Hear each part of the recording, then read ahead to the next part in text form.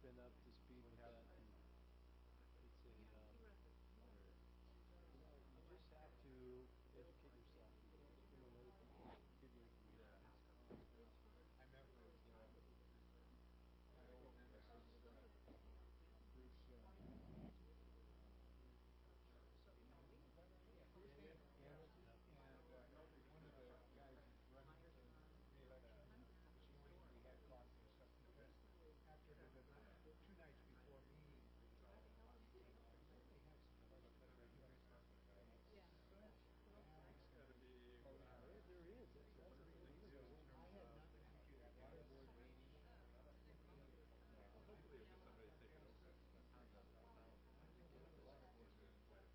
thing. I had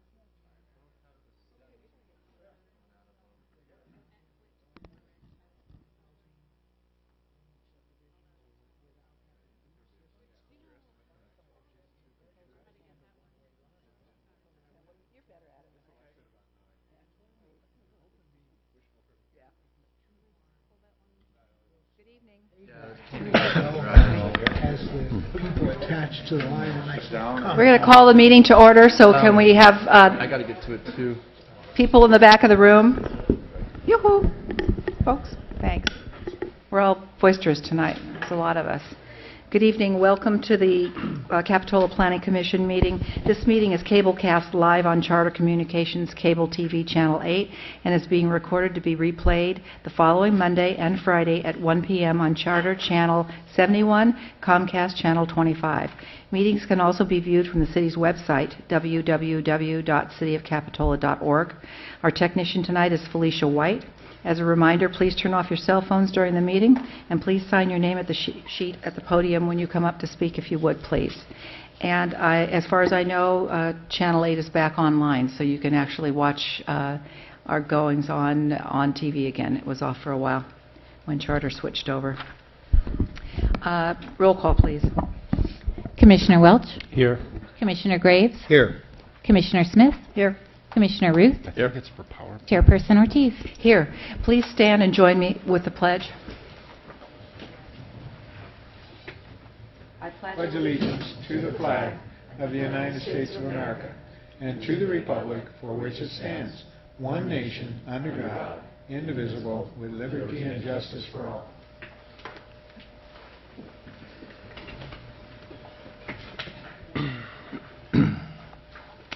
Now's the time for oral communications, and it's a time when people can come up to speak on items that are not on tonight's agenda. Is there someone here who would like to talk about something that's not on the agenda tonight? Okay. We'll move on to commissioner comments. I actually do have a couple comments, and part of it is we're going to see a little bit later tonight, I think, in some discussion, but back in April of 2013, we had an application that came by us for a redesign or design of a home, an encroachment permit, and we approved those things.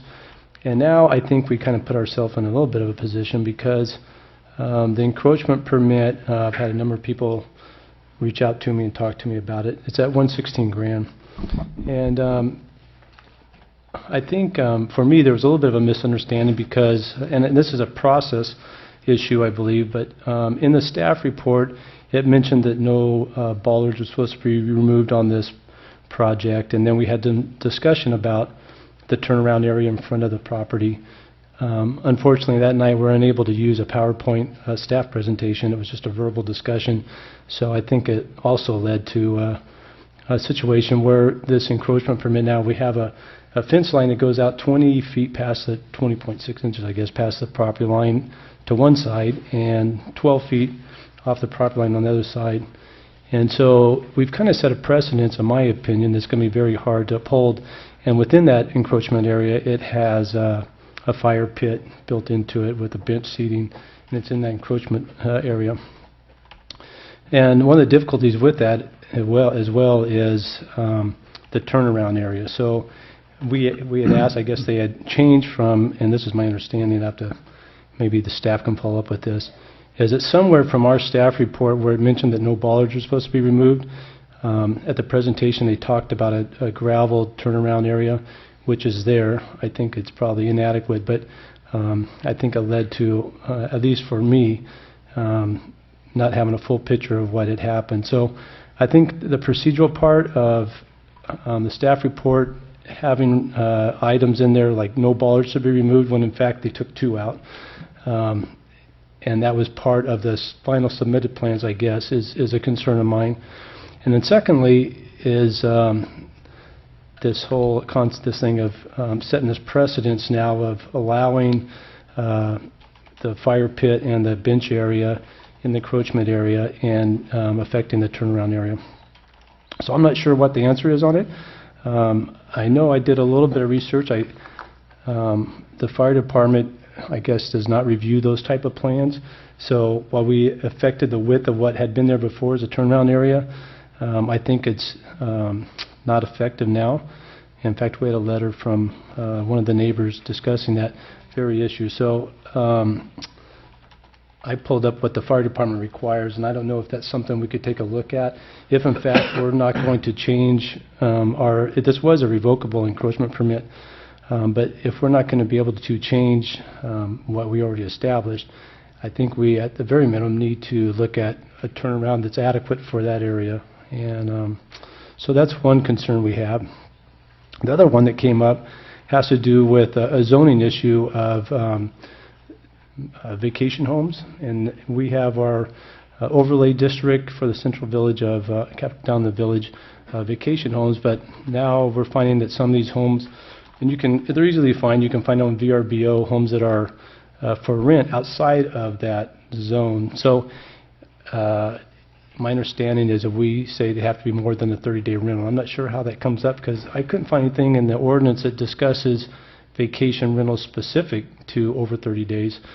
But if that's the case, then, and we're not going to also take a look at those vacation home rentals outside of the overlay district, then I think we need to look at the TOT tax that we charge those and those other rentals and making that applicable to these other areas as well. So a couple areas, I don't know if staff could take a look at that and see what we do in those areas. I don't know, maybe you have some answers now and some discussion on that, but those are a couple of concerns I had. Yeah, Commissioner Welch, I don't know if I have answers necessarily. As you're aware, the encroachment on Grand is an approved project. They've built the improvements. I'm not immediately familiar with the revocation proceedings. If you could simply revoke it based on the fact that it's not as you envisioned it, that's something I could certainly look into and report back. In terms of fire turnarounds, I believe those standards are for new roads, new construction, not for existing roads. I doubt most of the roads up there and along Riverview comply with current fire standards for widths and turnaround radius. As it relates to the vacation rentals, I think you're right. I think there's a number of vacation rentals throughout the city that are outside our transient rental overlay zone. It's a code enforcement matter. If we got a complaint, we'd certainly follow up and try to enforce. They are a bit challenging at times, hunting down the people that are renting them out and proving it. Some of them do advertise online, and that's a way we can use to track them down. I believe, and this is something else I'd have to confirm, that the 30-day stipulation is steeped in state law as it relates to TOT taxes, where if something's less than 30 days, you don't, or longer than 30 days, you don't collect a TOT. But I'd have to check that as well. I guess I would believe that a vacation rental is separate then from just a home that's being rented as a residence. Absolutely, yeah. And if that's the case, and we're going to say that it's acceptable to have vacation rentals outside of our overlay district, then it seems to me if it's, and I just went on VRBO and pulled up a half dozen that are outside of that, that we should be able to collect a TOT on that at least and take a look at that the areas. So, and as far as the other one, the encroachment area, maybe it's just me, and I have full culpability in approval of that process. I'm not trying to point fingers. It's an unfortunate situation because now I truly believe we set a precedence. And when you read what the major encroachment permit says, it talks specifically about doing that, setting a precedent that's going to cause other neighbors to be at a disadvantage. And my personal opinion, that's exactly what we've done in it. So I really don't know what it is. I think for sure we need to maybe put a sign up that says this is a public turnaround area, and if at all possible, widen that area and make it a little more accessible.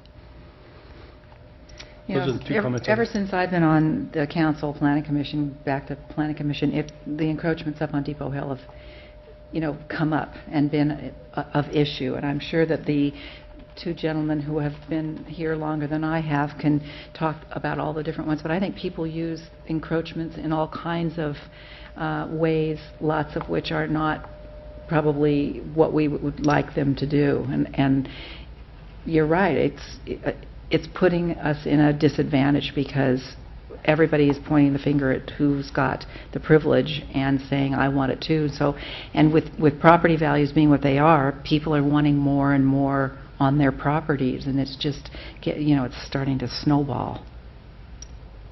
I did just briefly respond to Mr. Moore on the issue of the turnaround and suggested to him that it was is that the one you're talking about? I don't know if that's the one Yeah. I'm talking about. I suggested to him as probably an item that really appropriately needed some council direction on that.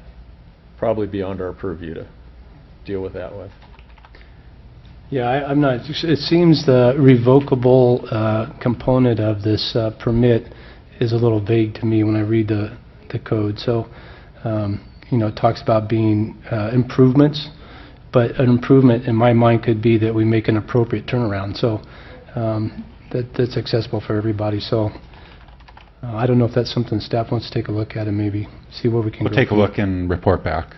Thanks. Did staff see the email that came to the planning commission this afternoon from the person that lives at 116? We did, Okay, good. So you're on that. yes. Can you report back to us at the next meeting about Absolutely. what happened? Thank you very much. Any other commissioner comments? Thank Well, you. I do have a comment in light of my fellow colleague up here's comment with regards to TOT, especially on outside of the zoning or the overlay district with regards to vacation rentals and short-term rentals. I don't believe that it's just a matter of collecting TOT. I really believe that I can remember these chambers packed when we talked about vacation rentals, and that's the reason there is an overlay district in which they were to be in. So we really should be, through the authority of the city attorney and the council, clamping down on those that are outside of the overlay district. That's my personal belief. Because you just, by charging a TOT or suggesting that, you just give credence to them. So why have the overlay zone in the first place? I just have one clarification question since this discussion is going on. Are we saying that month-to-month rentals, residential month-to-month rentals, can't be rented for vacation purposes? No, anything Greater 30 than days 30 or days. greater are not part of the vacation or short-term rentals, Okay, that's, the way I read the ordinance, and I was there when... That's how it was written, yeah. Yeah. okay. And so, That's but what my I thought. concern with that is, if they're on VRBO, they're obviously a vacation home, right? And so while it may be a 30-day, maybe a longer period of time, you still bring into that neighborhood the vacation. Mentality. And if we don't want to change that, then, and we have to accept that's fine, then let's just charge a TOT tax. To me, it just seems appropriate. If it's going to be a vacation rental, they're profiting off that, and it brings that to that neighborhood, then maybe we got to charge TOT, if it's possible. I hate to show my ignorance, but what is VRBO? Verbo, vacation rental by owner. And that's a website or Yeah, something? website. Okay. Okay, it's a I wasn't service. familiar with that website. And I do think there's people who use that for purposes of other than vacation long-term rentals. All kinds of different business reasons and whatever. But if it's true, if we are limited by the state in what we can do, we need to, we just need to find out whether if it's for a vacation, is it outside of that state law? Okay, great. Good discussion, thank you. Thank you. Staff comments? Staff? No comments, Chair, thank you. All right, great. Approval of minutes for the August 7th meeting. Any additions or corrections? We'll move. Second? All those in favor? I need to abstain since I wasn't here. Opposed? Motion carries. On to public hearings. First hearing tonight. These public hearings are intended to provide an opportunity for public discussion of each item as a public hearing. The following procedure is as follows. Staff will present. The public will have a discussion. We'll open the public hearing.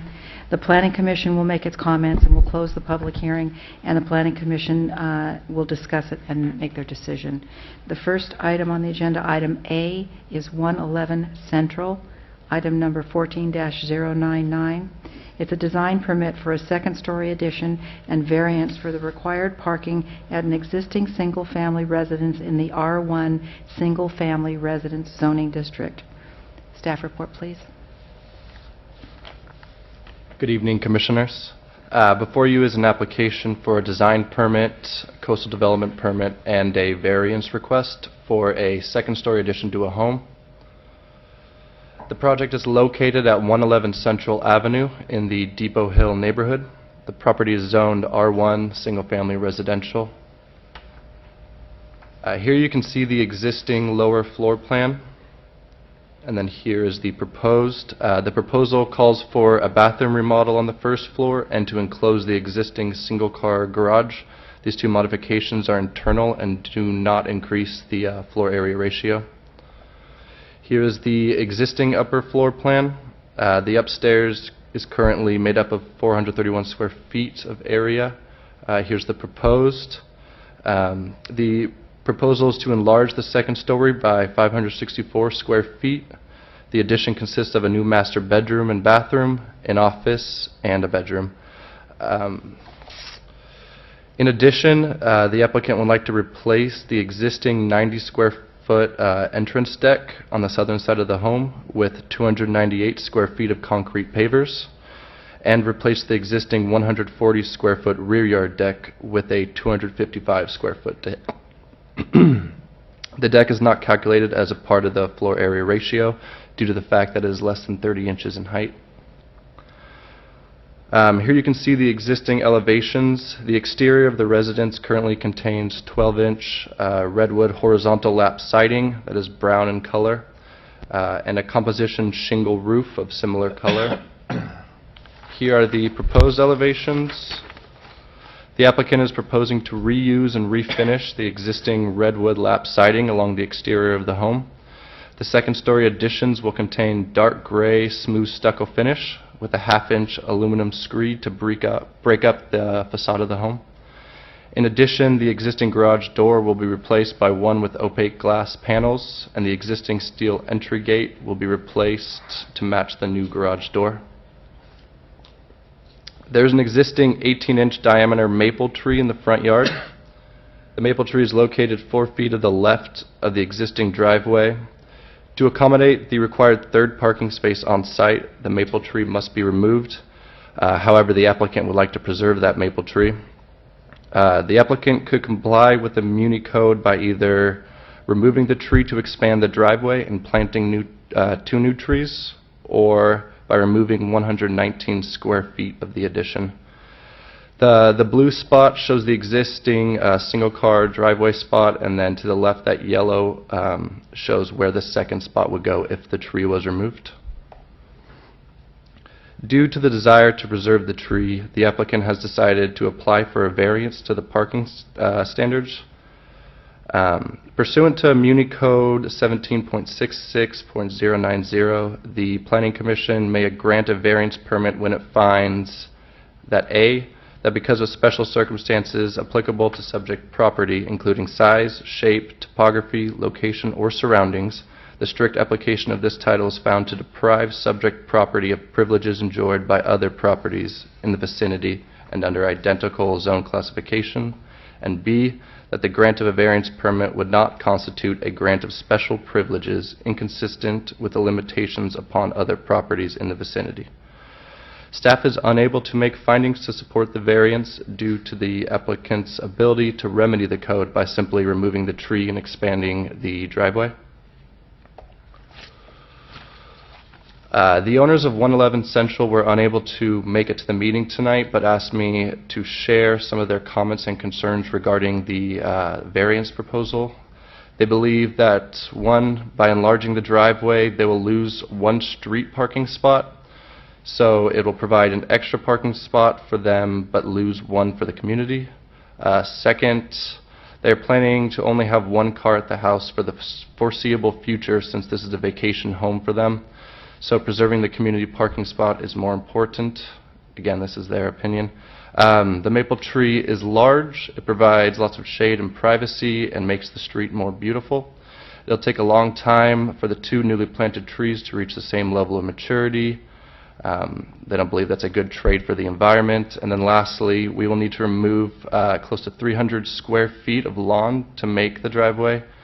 They're claiming they have the only lawn on the street, and they think that keeping the lawn is much better for the community than an additional driveway. Here you can see the street views along 111 Central. On the top is the existing, bottom's proposed. The neighbors on the right side at 113 Central have had concerns over the proposal due to privacy concerns. On August 5th, 2014, the owners of the neighboring property at 113 visited City Hall and expressed these concerns over second-story windows adjacent to their property. This is the elevation that lies adjacent to their home. The applicant at 111 Central updated the proposal to make 3 out of those top 4 windows opaque. However, one of the windows, the one highlighted in blue, is not opaque. Here is the adjacent elevation for the neighboring home at 113 Central. That blue window is roughly where the 111 Central's proposed non-opaque window would lie. So as you can see, it partially overlaps, and there are still some privacy issues there. Brian, is that size true? That the blue window, is that size Yeah, in it's as comparison? accurate as I could get it, Okay. yes. So finally, staff recommends that the Planning Commission approve application 1499 minus the variance based on the conditions and findings for approval. Thank you. Thank you, staff. Questions for staff? I just have one question. Do we know what is on both sides of the 2 windows that we're looking at? On this side, I think it's in the plan, but on the other side, do you know what those windows look into? And the neighbor's house, you mean? Mhm. In terms of if there's any landscaping in between, or what exactly? No, inside the house. Are we looking into Oh. a living room, a bedroom, a kitchen, a dining room? So in terms of 113's property or 111's? 113. Okay, I'm not sure what that is, but I know the property owners for 113 are here today, so they could answer that. Thank you. Any other questions? Okay, this is a public hearing. I'll open it up to comments and questions. Whoever would like to speak about this, please come forward. I should actually, there's no representative for the applicant, correct? Is there, oh, yes, excuse me, Devin I'm sorry, Devlin sir. Jones. I meant to ask that. Sir, would you like to speak about the project? We usually have the person, do you have any things to add to? Okay, I great. do have a question for him, though. Okay. if I could. We have a question for you. Would you come forward? Could you take it back to the floor plan of the proposed first level? Yeah. And this is just a curiosity more than anything on my part, but when I was looking at it on the garage, okay, this one, on the garage to the utility room, it looks like there's access from the outside only in those doors, so you can't get to the utility room from inside the garage?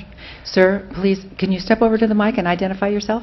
Devlin Jones, designer. Thank you. Thanks. No, that's the only access. My concern is use of the garage. Why is the access only from the outside? Are they planning to do it? Existing. It's existing? Yeah. Okay. Thank you. Great, thanks. Okay, now we'll open it to the public to speak.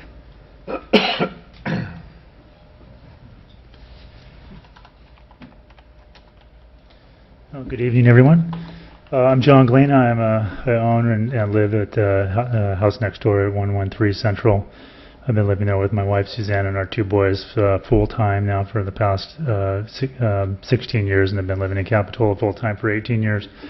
and the house is immediately to our south.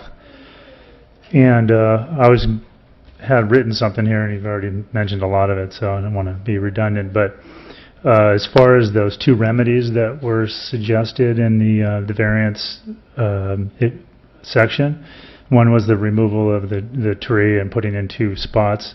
We favor the second remedy that you mentioned in there, which is a reduction of the addition by 119 square feet, which would bring it into parking compliance and also solve other issues that I'll get to. The other, our concern is privacy, of course, and that window, I think, is about 5 feet by 4 feet, which is about 20 square feet, which is a sizable window.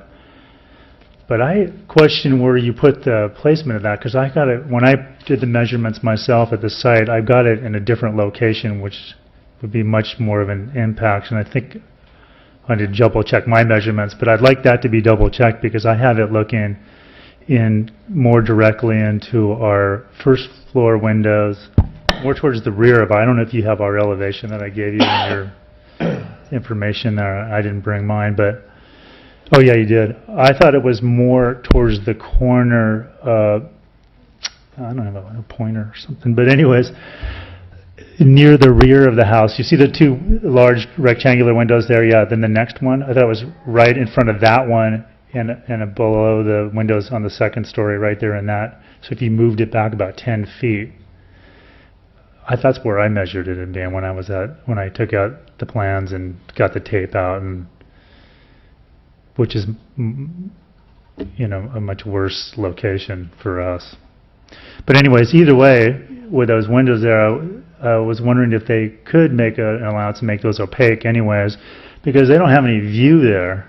I mean, only looking at the siding of our house and not looking right into our bedroom window right there. And half of our window is opaque, by the way, but the other half is not, and so it's a clear view into the bedroom. And theirs is a living space. They say office / living room, so there'll be people, visitors, and it's not just a bedroom with, hardly have anybody there, but they may have, guests and lots of activity. And of course, we would be looking right in at them, and they'd be looking right in at us, so it doesn't seem like wherever that window is, where I think it is or where you have it, I would like to see it opaque. The other issue is that the room that window's in is going to get very hot. It has 9 large windows on the south, and so it's like a sunroom or a greenhouse. And I thought maybe if they need the light coming from the north, if they put a skylight up instead, then they would get more light because it wouldn't be obstructed by our house. They get more light, get more privacy, they get more privacy. And also, if it's an operable skylight, like sky window, they could actually open it and vent that room, because it's going to get really hot with all that glass on the other side. You can see that there's 3 French doors that are glass, and then 3 high glass windows in the center there, in that center section. And I don't know why they need any more light than the 9 windows, but that's their choice, of course. But they could still get the light if it's opaque, and they could get the light if it's a skylight. So I was kind of hoping maybe that could be an option. And the other thing I was going to mention issue was the shading. We currently receive a lot of sunlight from the south year-round on our house, and we took advantage of that when we designed it. So in the winter we get significant solar gain, which warms our house. And the proposed project would block a lot of light and reduce the solar gain, which will increase our heating costs and in turn our CO2 emissions. In addition, there's mold problems can arise on the exterior because it will create cold, dark, damp conditions on that side of our home and increase home maintenance and costs for us. So I would like a shade study to analyze the exact impact of the project's shade effects in that area in our house. But I think I looked at the plans, and I have a solution if they want to entertain it or that you want to look at it and make a recommendation. But if the northern second-story wall was moved in 2 feet southward, that would reduce the proposed addition by 120 square feet. And if they bring it down 119, they come into compliance. So all they have to do is The rooms would still be a good size if you look at the size, but they just move it in 2 feet south. They would comply. They had lots of room. They would also, there wouldn't be any issue. All the trees would be preserved. The shade impact would be, lowered, and the privacy would be improved for both homes because there'd be, a little further separation between the second stories. And if you look at the map, the house is that run there is 60 feet. So that's where I get the numbers. If you go in just 2 feet by 60, that's 120 on the second story. So this solution was acceptable. I would, I wouldn't, be pushing for a shade study, but I wouldn't want a shade study if they want to still keep the same size. Okay. Any questions for me or? Only one question on the windows in question. If it looks into the window where he's got it placed, what room is that? That's a bedroom. That's a bedroom, and the lower window that you were referring to, is that also a bedroom? The first floor is like a family room. Okay. Thank you. Thank you. Thank you. Is there someone else tonight that would like to talk about this application? Step forward. Hi. Hi. My name is Maureen Kane, and we live at 113 next door to this project. And I think my 2 main objections are what we all know is that people are drawn to Capitola because of its unique charm and special feel. There's nothing else like it. And once we've altered this, there's no going back. And I think of Balboa Island and what it's become. And here we go again. Maximizing height and square footage, allowing variances. I think that this project is out of character of the neighborhood. That concerns me. And if variances are allowed, we lose things. We lose the specialness of the house that's there. And, what was sophisticated and charming with a great garden in front and 2 big trees, we're now going to have a big box with a parking lot. And what we also lose is privacy. I know John and Susanna have expressed that. On our side, we have a cute tiny house with a big I consider it a big backyard for Capitola, and their second floor that's going to be, maximized square footage, the height's going to go up. They're adding an outdoor deck with glass French doors and an office or party space that they lose privacy, and all the 4 homes around them lose privacy. And what they're looking down into in our home is our bathroom and our kitchen dining table. And again, our backyard. We have an outdoor shower. We like to walk to and from the shower. Towels are optional. Might have been something to look at 20 years ago, not so pretty, but we're going to continue doing it. We're just concerned we're going to be waving and, So, Staff, can you go back to that side of the house so that we know what Maureen is talking about? Oh, I'm sorry, the elevation of that side of the house. This guy? Nope, the other side. Yeah, So it would be it'll be the left top, one. yeah, the left elevation. There's a deck right there, up above, Up above. Yeah, right in the by middle. the 3 French windows, Yeah. French doors. Yeah. Yeah. The only decks, there's a deck right here, or these are pavers, and then this is replacement of an existing deck right there. so where do the glass French doors open out to on the second floor? There are no French Oh, okay, so what are those 3 are just, windows. they don't open out onto a space? No, sliding windows. Okay, I'm misunderstanding. We thought there was going to be a deck there. Good. Okay, Well, so that's better, but that's it better. still is a room that's a usable space that's going to be looking down into our bedroom and kitchen, dining table, and then our yard. So just to consider decreasing the size of the house and maybe the height. Thank you. Anyone else here tonight to talk about this? Please step forward at this time. As you can see, I like to keep the meetings rolling here. Tony Moshe. I am directly across the street at 114 Central.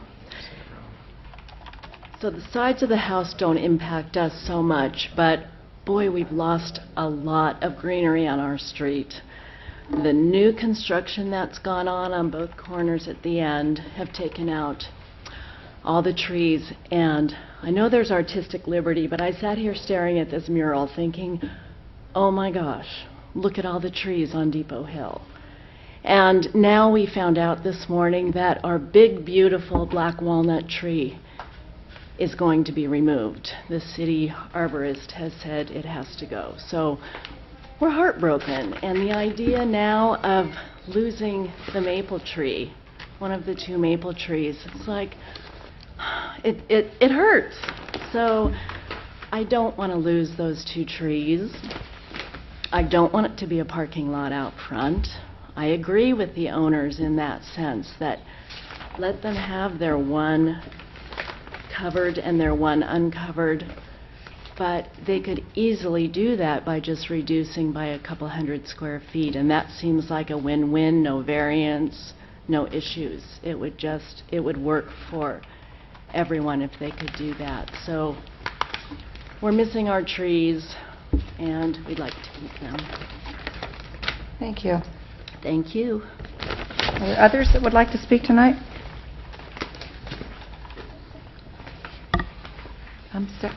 Yes, please step forward.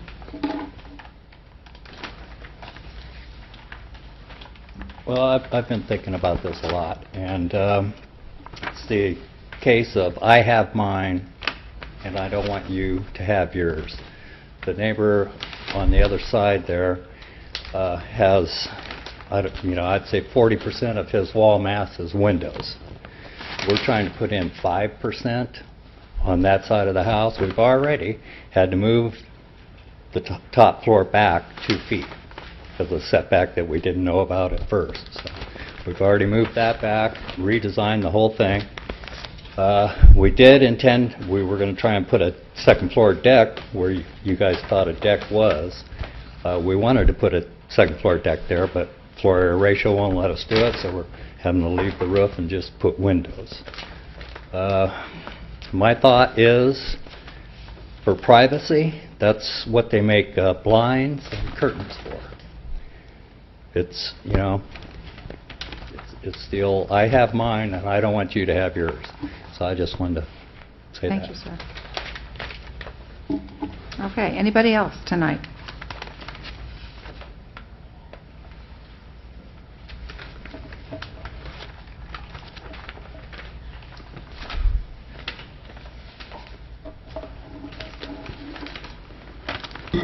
Hi, my name is Susanna Galina. I live at 113 Central, and I'd just like to address the designer's concerns. The fact is that I think that anyone coming into Capitola needs to understand our lifestyle, and with their privacy too. They have 2 young girls. We have 2 teenage boys, and that area of our house receives all of the sunlight in our house. Our house was designed that way. Susanna, it's better if you address us. Sorry. Thanks. Our house was designed so that we would actually gain all of our light from that wall, just as many of the houses on our street are designed, because that is where we receive our sunlight. If you look at any of our other walls on the opposite side of the house, we usually get a lot of mold on those areas. And we have very few windows on that side of our house, specifically because it's not a light-bearing side. We ended up using skylights ourselves in order to remedy that. And as far as those side yards and access to our backyards, our neighborhood is made up of people that spend a lot of time outside. Our properties are reasonably small, so our backyards really are living spaces. And how we use them, as Maureen was saying, I have 3 surfers in my household. They come in through that side yard, and our shower is there. Our hot tub is right next to it. And that's the view that they're going to get. They're going to get teenage boys that are stripping and walking around naked. They've got 2 young girls in their household. So it's not just, I have mine, I don't want you to have yours. It's actually trying to preserve a neighborhood and trying to preserve privacy for both parties and a sense of neighborliness, so that we're all understanding how our lives are impacted with our living spaces and work with that. Was I supposed to pass? Thank you. Anyone else? Okay. Then I'll keep the public hearing open, but we'll come back to the commissioners and discuss, and then we'll close the public hearing. Who would like to start? Okay. For the past, I don't know how many years, probably one of the biggest issues that has always come before the Planning Commission, the City Council, at general plan study sessions, just about any kind of meeting where we discuss the size of homes in this community, the number one issue has been homes being overbuilt on their lots. And the very reason that we have the ordinance in effect today that requires the amount of parking if you exceed the 2,000 square foot limit is because of all those concerns that have been voiced by the community. So I think the sticking point for me on this one is I don't want to see the tree cut down, and I'd like to just give them the option to reduce the square footage by 119 square feet. I would not prefer giving them the option to cut the tree down and expand the driveway. Now, I'm not quite sure how we do that. I've looked, if I'm wrong here, correct me, but it looks like the overall height of the house is only being increased by 1 foot 10 inches. Is that true? Okay, so that and, address the privacy issues later for me, but right now my concern is the variance that allows them to construct a house that large on that size of the lot, which requires them to cut down a major specimen tree in the community. And I think the option of having them reduce the size of the house to reduce the parking requirements is probably the best one. I'm not sure how we get to that point. Well, may I say, I don't think we have to grant them a permit to take that tree down. I mean, I think we hear the community saying that they don't want the tree taken down. We don't either. We just don't grant the But permit. if we allow them to build the house over 2,000 square feet, then they have to do that in order to conform to the parking ordinance, unless we grant the variance. To me, these maximum floor area ratios are just that. They're a maximum. Doesn't mean we always have to allow somebody to go all the way up to that. That is the Right. maximum in that area. Sorry, I just had to pop in. No, I didn't know. I'm happy to. I think the answer to this is because the way it was presented tonight by staff, by the applicant, and by the members of the community is that staff is recommending approval without the variance. Mm-hmm. I think you're saying the same thing I would say, Mr. Ruth, is that I don't want to see a sea of cars in the front yard, so I don't want to see the maple tree go. So how do we accomplish this? We have to reduce the floor area ratio, and personally, I don't care where they remove it. It's nice that one of the neighbors said, well, back up the wall 2 foot on the one side, and that gives you 120 square feet. It does. But it's, I don't like designing people's houses. So I think the obvious answer this evening is to ask the applicant or the applicant's representative whether they'd like to go back to the drawing board, because we have if somebody else agrees with you and I, Mr. Ruth, we have consensus up here that we think that this is an overbuild and that the third parking space is not needed, and we'd like to see a redesign. I don't want to redesign it for them.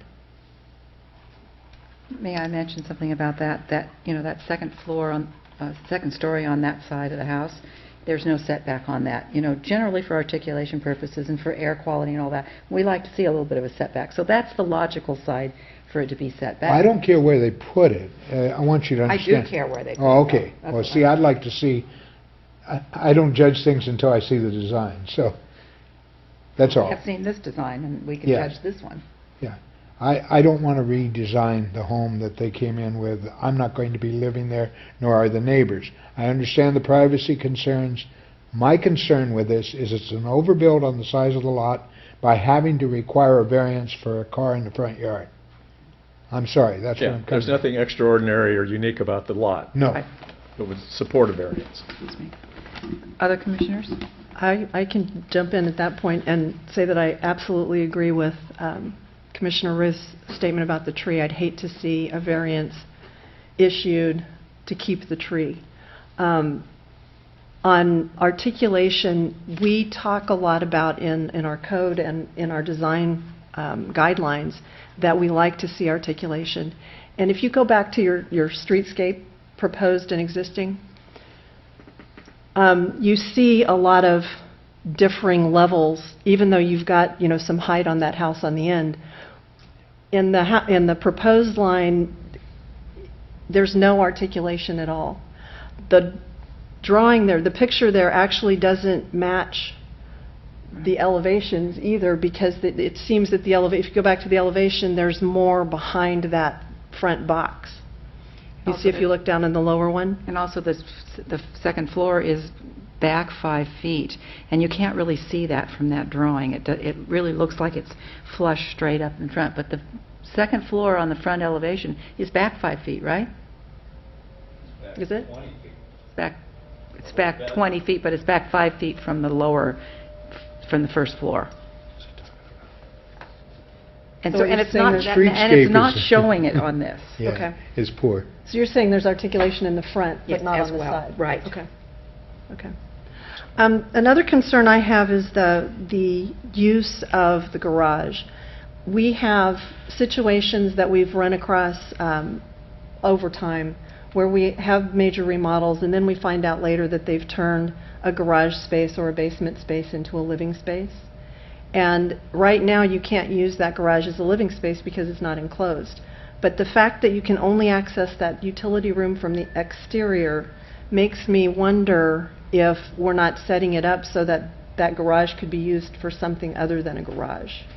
And that's just a concern that I want to kind of put out there. I would like to see if there's a chance that they could reduce this floor area ratio to meet the parking requirement. And I think that would solve a lot of problems if it were possible for them to do that. Okay, Commissioner Welsh? Well, I share the same concern about the tree, and unfortunately in this neighborhood, as you heard the residents, the Central and Grand, they removed a tree, a large tree there. Now they're going to lose this black walnut tree, which is it's really unfortunate because it's a beautiful tree, but to me that changes the characteristic of a neighborhood greater than anything, and I would hesitate to say it's an overbuild of the house. By our code, with the parking, it is. And I find this a difficult process. First of all, I think we had to acknowledge that the applicant did at least opaque 3 of the windows on the one side, and so I think that's something to be acknowledged. But I understand the concerns for privacy. The difficulty, I think, is what is the remedy? If we say that we're not going to grant the variance, which I'm in favor of keeping the tree, then the occupant has, I guess, the ability to cut the tree and make the driveway wider. So I find myself in a bind. I don't know if staff has any direction on a way around that. They would need a tree permit to remove the tree, and we would have to make findings based on the tree being diseased or dead in order to grant, or causing structural damage in order to approve it. So.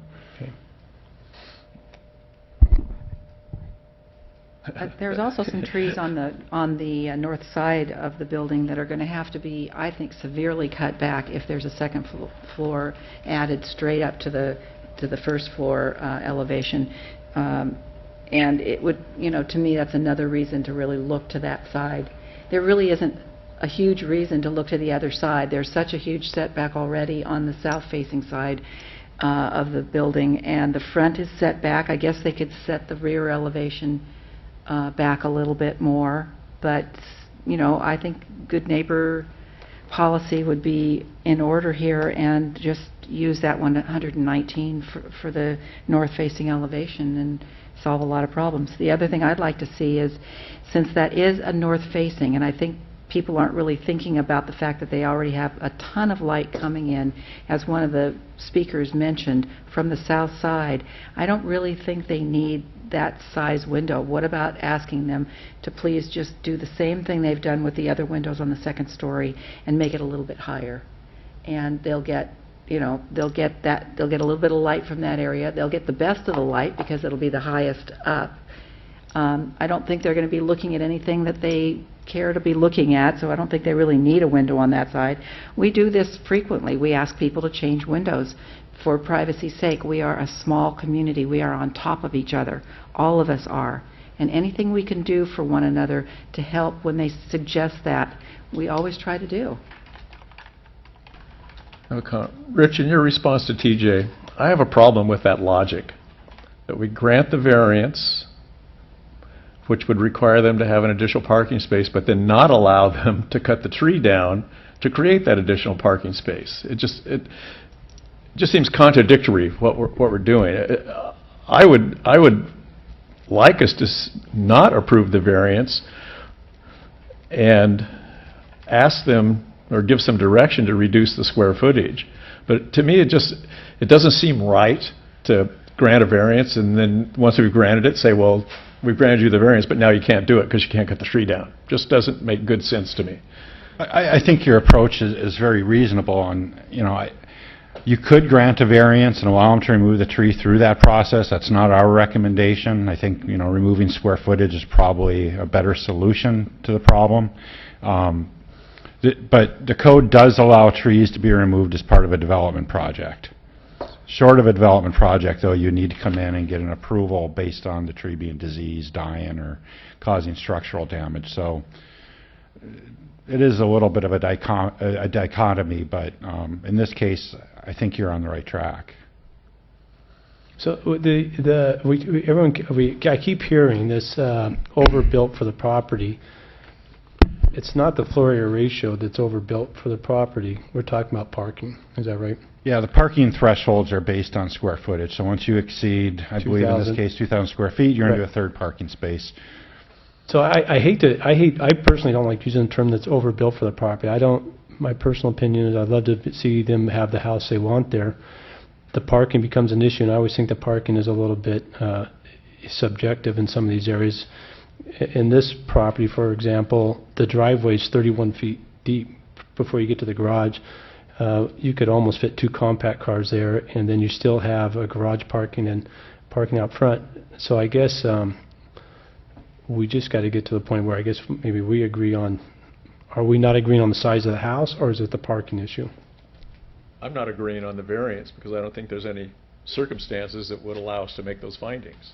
No, I understand that. I agree. I don't want to have them cut the tree down, and I understand the variance. And we're going to run up against this again later tonight because variances seem to be the theme tonight. So, and I think after this last encroachment permit issue, I feel really that I didn't do my due diligence maybe, and I just want to make sure we cross our T's and dot our I's. And in this one, my personal opinion, I don't think the house is overbuilt. I understand the privacy concerns, and maybe as a good neighbor, they could do something with the one remaining window there.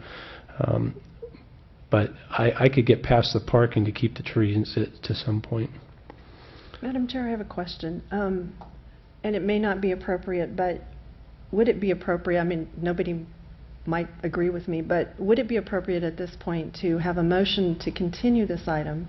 Since the owners are not here, we're not getting any feedback from them on what they might be willing to do based on the concerns that we've heard.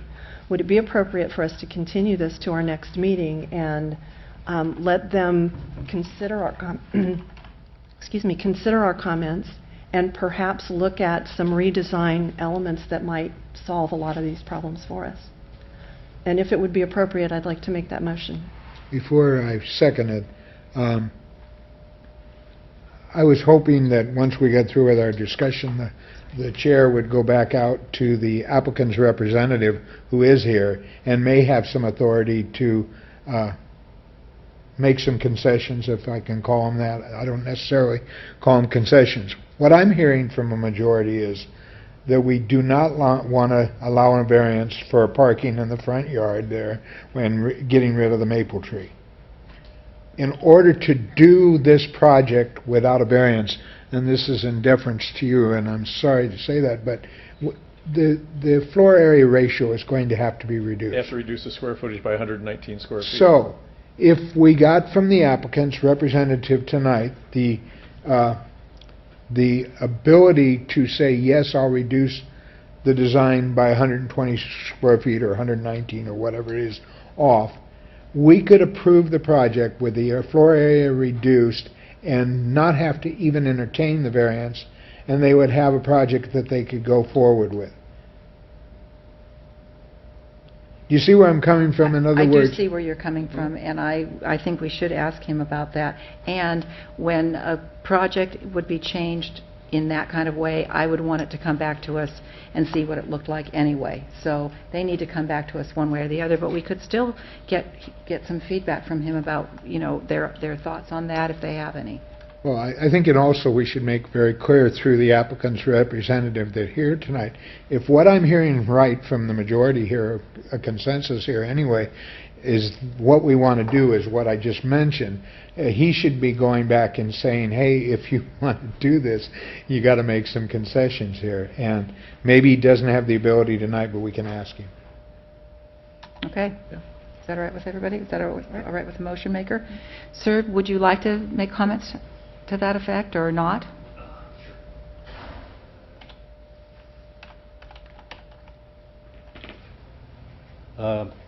The owner did send an email with her comments and thoughts and wishes that Ryan read you earlier. I don't know if you remember. Yeah. Yes, we all got that. That's what the owner would like, as far as the parking. Boy, reducing it by 120 square feet, you know, it makes either the master bedroom too small and the bathrooms, everything is so tight on this already. I mean, we've already had to move the two north walls back 2 feet, except for 12 foot of it. So that shrank the bedroom number 3 there, shrank it down, so it's, you know, it's a lot smaller. But I don't know, removing another 120 square feet is just going to really put a bind on the design and the floor, you know, the floor area, usable floor area. So I'm sure they would entertain the idea of doing, you know, losing the 120 if we have to. But like she said, she would rather keep the square footage. If she has to put in the parking, the extra parking, she's willing to do that, cut down the tree and put in the parking. I don't think that's going to happen. Yeah, I know. But it's kind of a, you know, as he said, for construction, you know, trees can be removed for construction. But you have to get the variance first. And that's what I don't think is going to happen up here. Yeah. If I'm reading my fellow well, commissioners correctly. that's what I'm saying. She says if you don't grant the variance, fine. You know, we'll cut down the tree and put in the parking. You won't No, be able you to can't. cut down your tree. If we don't grant the variance, you can't. Well, the variance is for the parking. But the parking, extra parking space is required because you exceed 2,000 square feet. Right. If you go And we less have- than we have 2,000 the square room. feet, you don't need that parking space. But we have the room for the parking. Don't we? Okay, On I'm the not site, sure we you were listening to us up here. Well, I was under the understanding that the variance was a request to reduce the parking. That was all. Correct. It wasn't a variance to Yeah. cut That's down a correct. tree. That's correct. When you go to cut down the tree, though, you're going to need some direction one way or the other from the city, and you're not going to get that because we don't want the tree cut down one way or the other. And I guess we'll have to Well, bend to your will and lose Well- 120 square feet. if I hear you correctly tonight, I'd feel a lot easier just denying the whole application. And I don't think that's what you want. No, sir. We're trying to give you a message to go back to your owner, your principals, and say, hey, Planning Commission was almost unanimous that we need to reduce some square footage so you don't need the additional parking space. Okay. And if you can take that message back, I'd be willing to second Linda's motion. Well, I will. believe he would do that no matter what, so. Yes. Okay, so we have a first, thank you. Anything else? So we you- have a motion to continue to the next.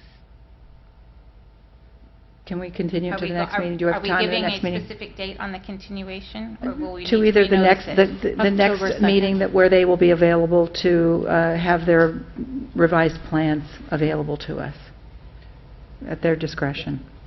And, Otherwise, we have to renotice if it's not a specific. yeah, and we have a second to that? Yes. Okay, all those in favor? Aye. Opposed? Motion carries unanimously. Thank you. Thank you, everyone who spoke.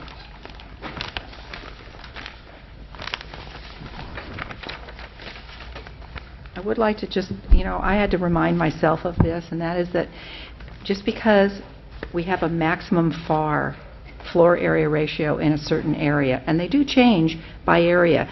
Cliffwood Heights, it's larger because there's larger streets, there's more setbacks, all that. Doesn't mean we always have to give Right to the somebody, edge, yeah. somebody the very maximum. That's why we've got, well, we've got the authority to do that. Okay. We'll move on to the second public hearing tonight, which is item B, which is 306 Riverview Avenue. It's a design permit and variance for reduction to require 10% front yard open space requirement and coastal development permit for a new single-family residence located in the Central Village zoning district. Staff report, please. Thank you, Madam Chair and Commissioners. Tonight before you have an application for 306 Riverview Avenue. Currently this is a vacant lot, one of the few in the city. The application is for a design permit of a new single-family home with a variance to the open space requirement and coastal development permit for a new single-family home. The lot is in the Central Village zoning district within the Riverview Avenue residential overlay. And this permit is a coastal development permit that is appealable to the Coastal Commission. I just wanted to clarify that. The new single-family home has a recessed two-car garage on the first floor and living space on the second floor. The exterior materials include stacked stone, stucco, and tile. The home is 26 feet 9 inches tall within the 27-foot zone height limit. This image shows the side and rear elevations dominated by stucco with the stacked stone wrapped around the southwest corner.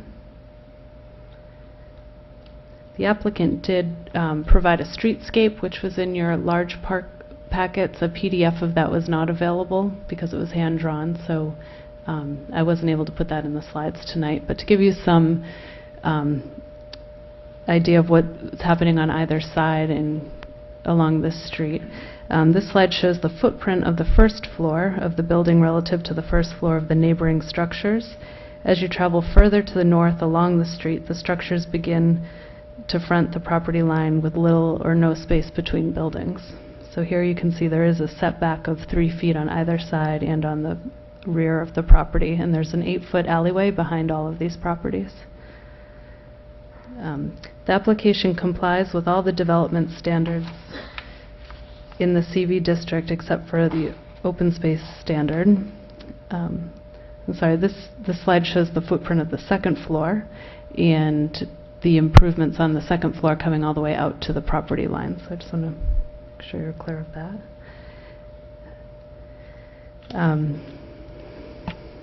Let's see.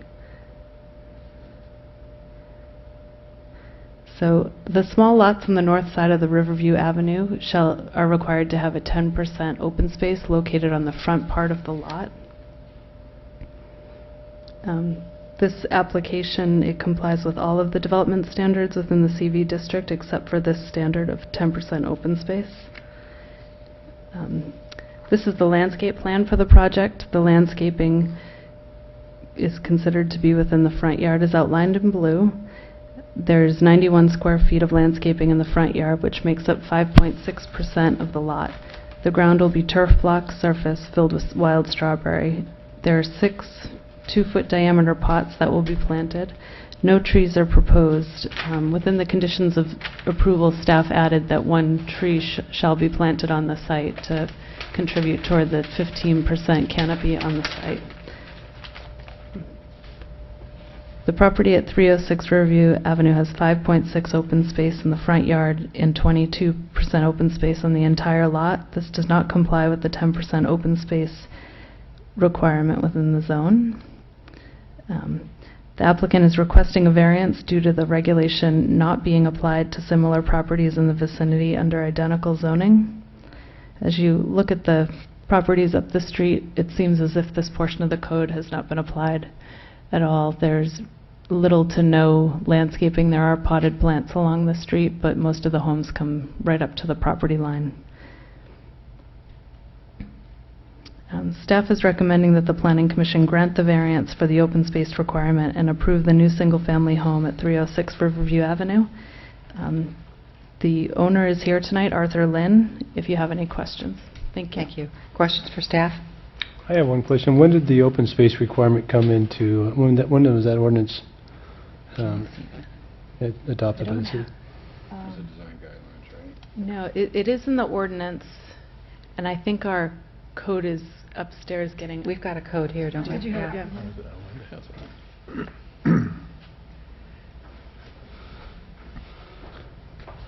Now, I figured somebody on this panel probably adopted that, so they'd probably know off the top of their head, but... I thought so too. I don't recall it. I don't really ever recall seeing that before. And again, I just can't help but think that instead of the word side, it really should have been and the north end of Riverview Avenue, which would be on the other side of the trestle, which would make sense because those homes mostly have yard areas. Yeah. No, it's not the north. There is no north side of that street. It was originally in 87, and then there were amendments in 89 and 95.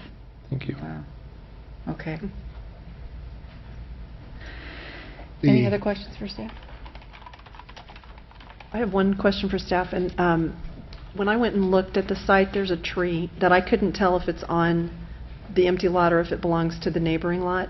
Are there any trees on the empty lot today? There's one tree that doesn't meet our minimum diameter. Is it a tree that's 7 inch? It's towards the front on the right. I believe it has a 6-inch diameter.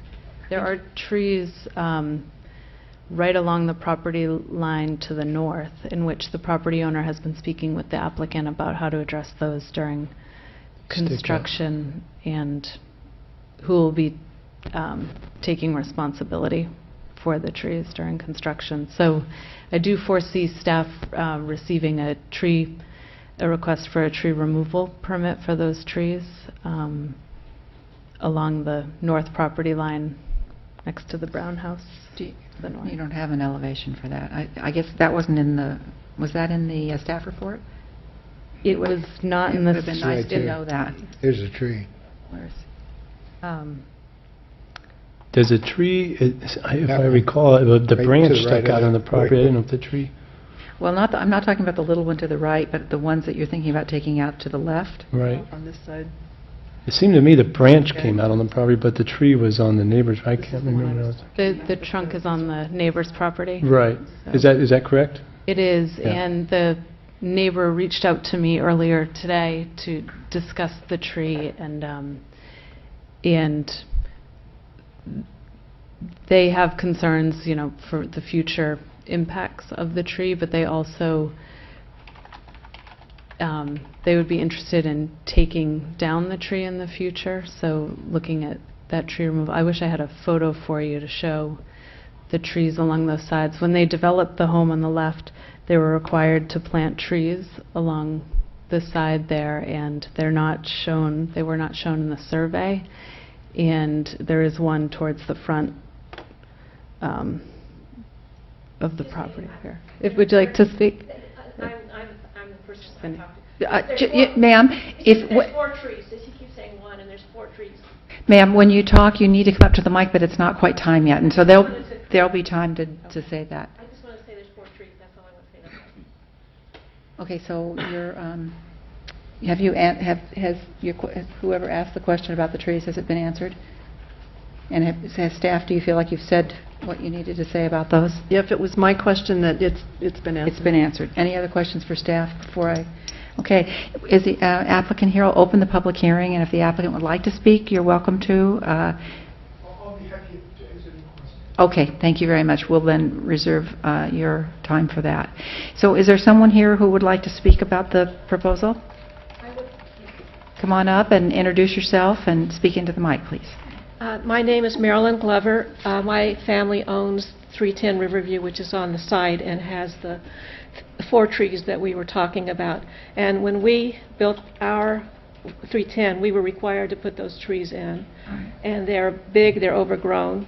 And so I am concerned about the building of how we are going to be able, and if you look at the fence that's there now between the 2 properties, there are kind of cutouts because the tree has come over onto the other side. So they could trim to a certain degree, but I'm just concerned about how we're required to have those trees in there. So we have a requirement that we have to have the trees, and so there's that issue. And then the other thing is how will it, what would happen to let them have their part, and then we have keep our trees or whatever. Is the reason you want the trees because you feel you're being required to, and you would be in non-compliance with the city if you didn't have them, or would you like to keep the trees no matter what? It's more that it's to be in compliance. Okay, so if we were to find some happy ground between the two, where maybe you had a tree in the front between the 2 properties, it might serve both properties and work best for the trees too, because I don't see how trees are going to be growing in between those. In between those 2 I think anyway. they're going to end up dying if you grow. Okay, thank you. Thank you for speaking. Anybody else here tonight that wants to talk about this application? No one?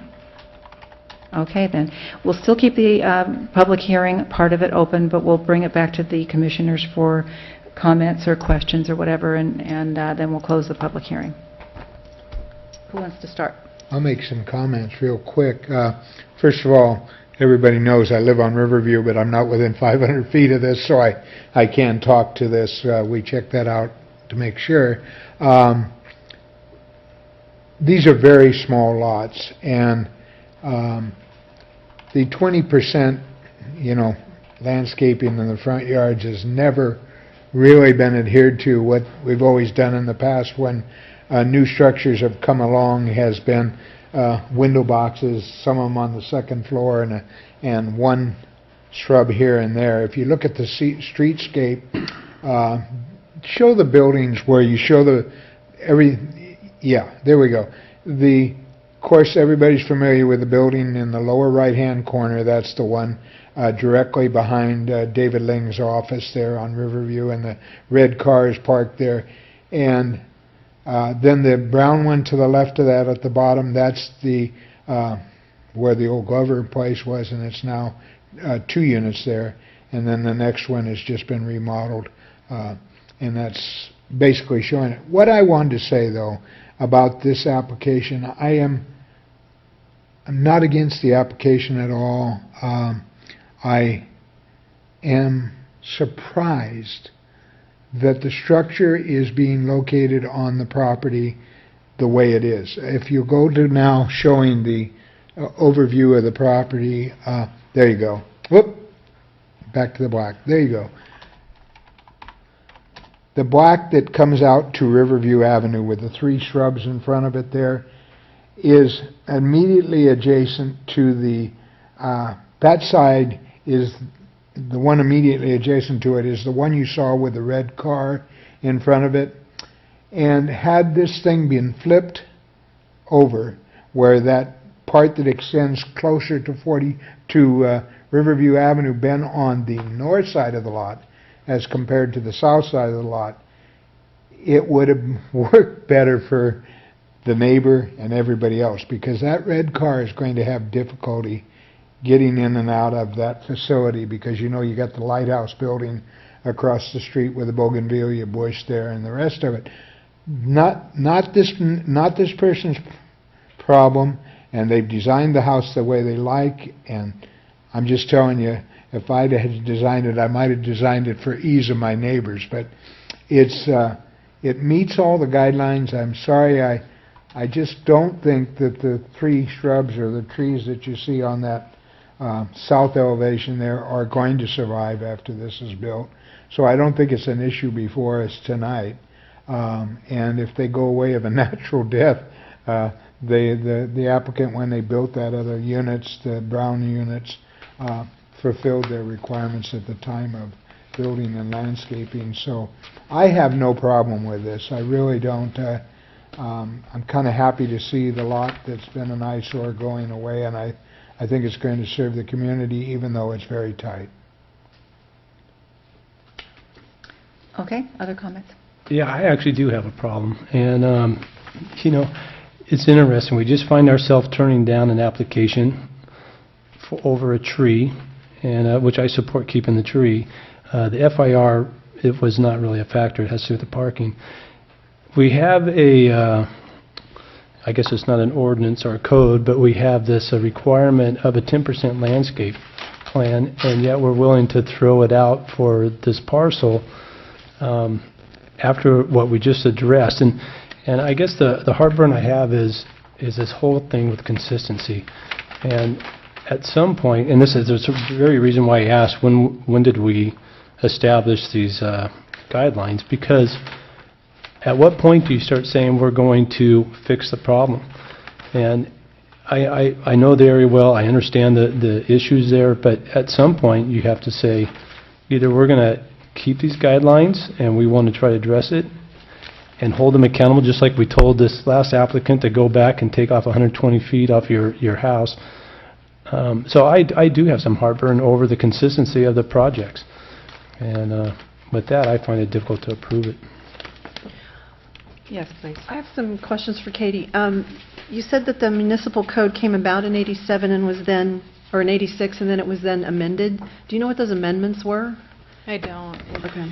Because there is no north side.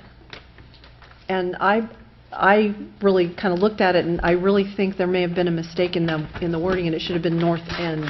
So everything on this side of the trestle is one way, and everything on that side of the trestle is another.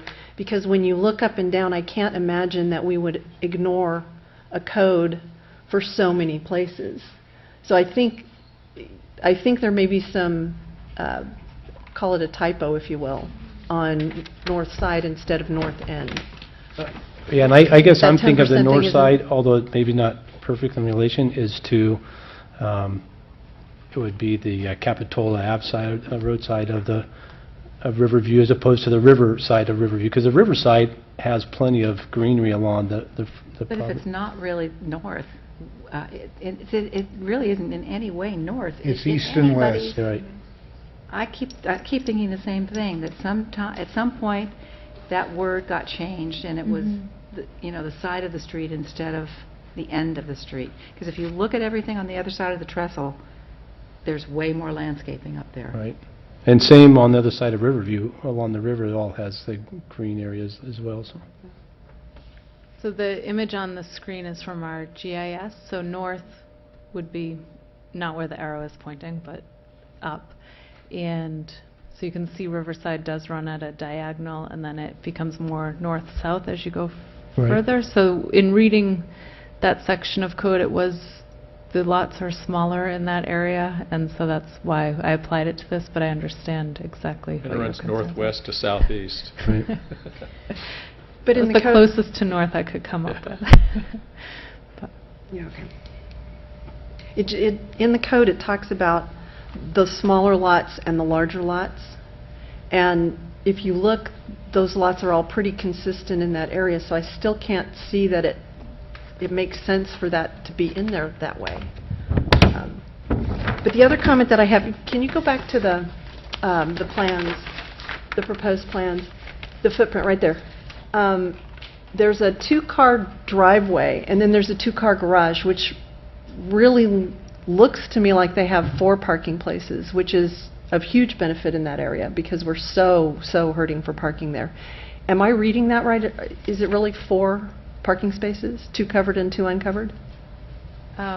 It definitely meets the parking requirement inside the garage, and without, there's definitely 1 space on the exterior that meets the width. You think the angle of the street makes it too short on one of them or something? It I had think the it's a single 18 garage. feet. If the applicant is here, if you could come up to the mic, if you could. You have to come up 4, and yeah. speak into the mic, please. The people at home are watching and they can't hear you if you don't. Oh my God, I'm famous now. There we go. It's designed for 4-car parking. 4-car parking. Okay. That's right. Thank you. So on the plans, the width of the driveway is 19 feet 4 inches wide, which to meet code it would be 20 feet wide, but it is designed for The 4 cars. Okay. 4 cars. And the staff report says 3 spaces, so... Yeah. Yeah. Do we have a materials board on this? We do, and I believe it's in your packet. I mean, an actual board. I'd love to see that stone. With this kind of a facade, I think that kind of thing's really important. Okay. The applicant submitted the materials board that was included as attachment A with the plans. Yeah. The last. Okay. Okay. Oh, there we go. Yeah. It's a little better on the screen than... Better on the screen. Great. Thank you. Other comments? Yeah, I view this from a little different angle, and I think we have to grant this variance so this gentleman can enjoy the same property rights as everybody else on that side of the street. It just seems to me inherently unfair to require him some additional setback when no one else along that street has had to do that. So I could support it. Yeah, 3 of them have been remodeled within the last Yeah. couple of years, and we didn't require it of those. I think that this is not a special consideration. The variance is warranted here. I don't usually vote for variances, but if you look at that street plan and you go to those, every house that's been repainted and stuff, there has been no setbacks on that side. Yeah, I think we'd be inconsistent not Yeah. to allow it. Yeah. Yeah. I want to just add that the requirement for a tree, I don't think makes any sense for this lot with this design. If you plant a tree, it's going to die. So I would like to see the applicant and the next door neighbor to the north figure out a way to be able to take out the trees that are going to falter over the long haul anyway, and put in one tree up in front that is on one property or the other that makes sense for both landscapes. So we have a streetscape tree, and it makes sense. And I think we can trust the staff and them to work together to figure that out. And so we'll have some greenery on the street, and we won't have trees that are dying and don't make any sense anymore. If that's okay with everyone. I'd also like to have the applicant consider gates on the 2 side yards just for privacy purposes, and also we have you may want to put your garbage cans in your garage, but a lot of people don't like to put them in the garage, so you might want to put them back there, and we like them hidden. So that would be something that I'd like to see. I won't require it in the conditions, but I'd like to see that. Any other comments? Comments? Okay, yeah, I'd move the application be approved with the addition of the gates to screen garbage cans. wasn't there a mention of gates in the There's existing 8 foot, plan? there's 8 foot gates on each side, is it? Okay. There are. So we And don't those need to face add the that. street, right? Because they're not on the plans that I saw, but I... Yeah, they weren't on the plans. I didn't Okay, see I'll them. modify my They were motion not, then. yeah. I'll second it. All those in favor? Aye. Aye. Opposed? Opposed. One no. Commissioner, do you want a roll call? Roll call, please. Commissioner Welch, No. Commissioner Graves, Yes. Commissioner Smith, Yes. Commissioner Ruth, Yes. Chairperson Ortiz. Yes, motion passes. Congratulations, welcome to Capitola. Okay, we're coming to our last public hearing of the evening, and this is item number C. It's 203 Central Avenue, a design permit variance for rear yard setback, fire pit in front yard, and parking width, conditional use permit, and a coastal development permit for a second-story addition to an historic resource located in the single-family residence zoning district. Staff report, please. Okay, thank you, Madam Chair and Commissioners. Often it's the smallest lots that we have to pay the most attention to the detail on, so my overview will go into detail on what's being requested within this application. It is a historic home, so a conditional use permit is required for a modification to a historic. There are 3 variances proposed within the application. Also, it is within the coastal development area, so a coastal development permit is required. The applicant is proposing a second-story addition to a historic home within the R1 zone. The applicant is requesting 3 variances, 1 for setbacks on the rear, 1 for parking, and also for structures in the front yard. This is the existing home at 203 Central Avenue. Historic architect Leslie Dill completed a historic review of the home and made findings that the home would be a contributor to a potential historic district on Depot Hill. The applicant is proposing significant modifications to the historic structure. A second-story rear addition is proposed. A new modern stair element on the south side of the home will lead to the new addition. The addition will be finished with horizontal wood siding, wood-clad windows, and flatboard trim, providing compatible finishes to the historic home. During the review by the Architectural and Site Review Committee, the historic representative Carolyn Swift raised concerns for massing of the new addition. I will now show the elevations around the home so you can better understand the massing of the addition. As seen in this slide, the new addition is set back beyond the midpoint of the existing roof to maintain the mass and scale of the original home as perceived from the street. The existing home is 40 feet long. The new addition is 23 feet back from the front facade. The image on the right of the slide is a section of the home, and also it shows the proposed addition. The existing wall height on the first floor is 8 feet high at the edge of the sloped roof. The wall height on the second floor is 7 feet high at the edge of the sloped roof and 13 feet 3 inches high in the center of the room under the peak. The 7-foot wall height allows the applicant to have a French balcony on the south elevation. On the left side of the slide, you see the ridge line of the new addition is 7 feet higher than the ridge line of the existing home. If the Planning Commission has concerns for massing of the new addition, one approach to decreasing massing is to have the applicant reduce the ridge height and therefore the wall heights. This would require the applicant to move the French door to the rear of the building or remove it entirely.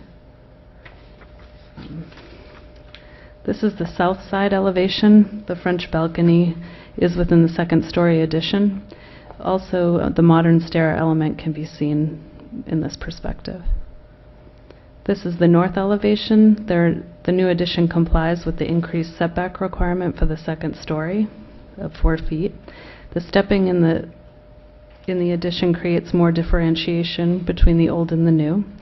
The new window in the addition will be opaque in an effort to maintain privacy between the new addition and the adjacent home. This slide shows the rear elevation. The second-story addition is flush with the first story, located 3 feet 9 inches from the property line.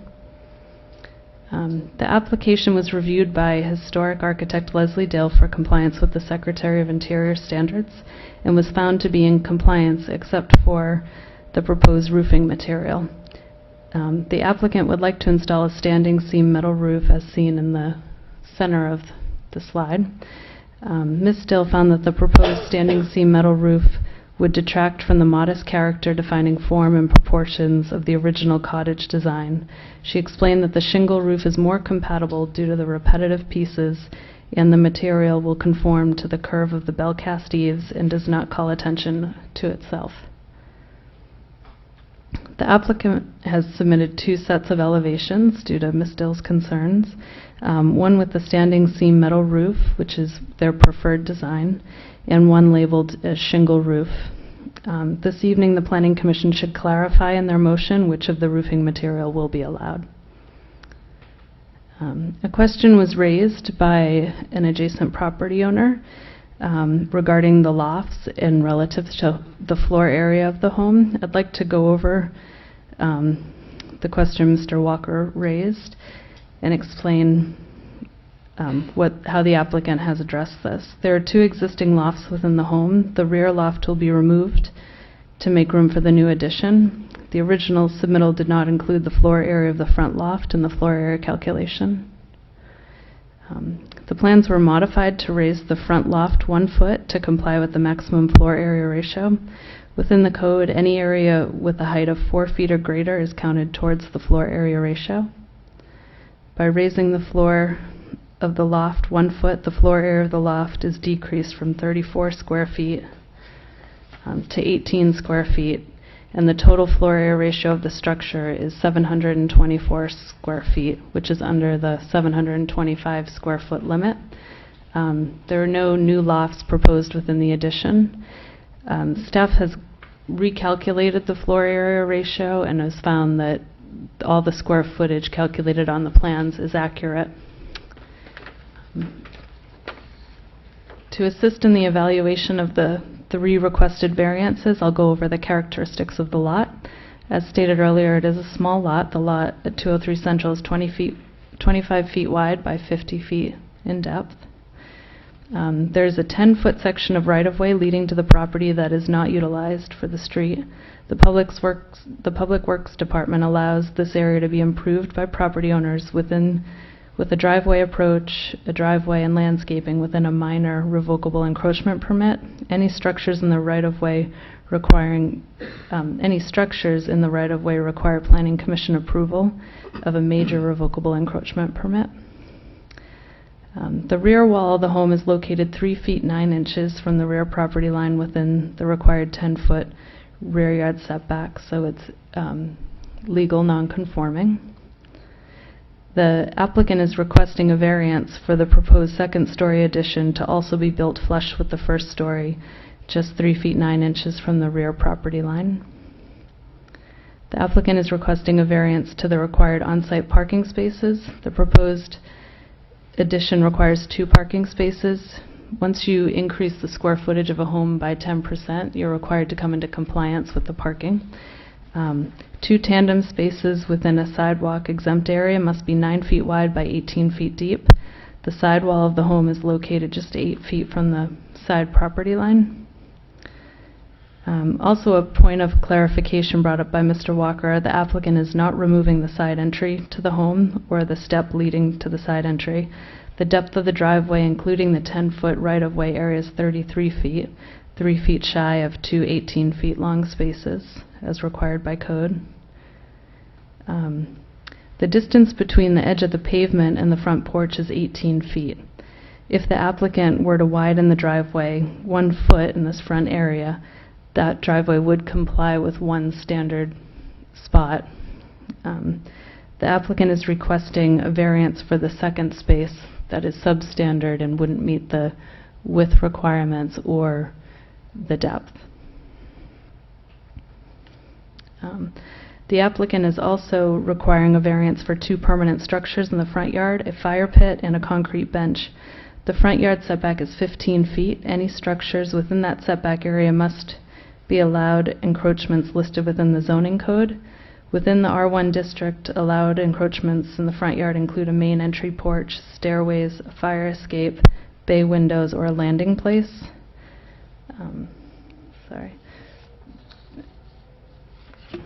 Because the fire pit and concrete bench will have a permanent location on the ground, they are considered structures within the code and are not allowed in the front yard setback area.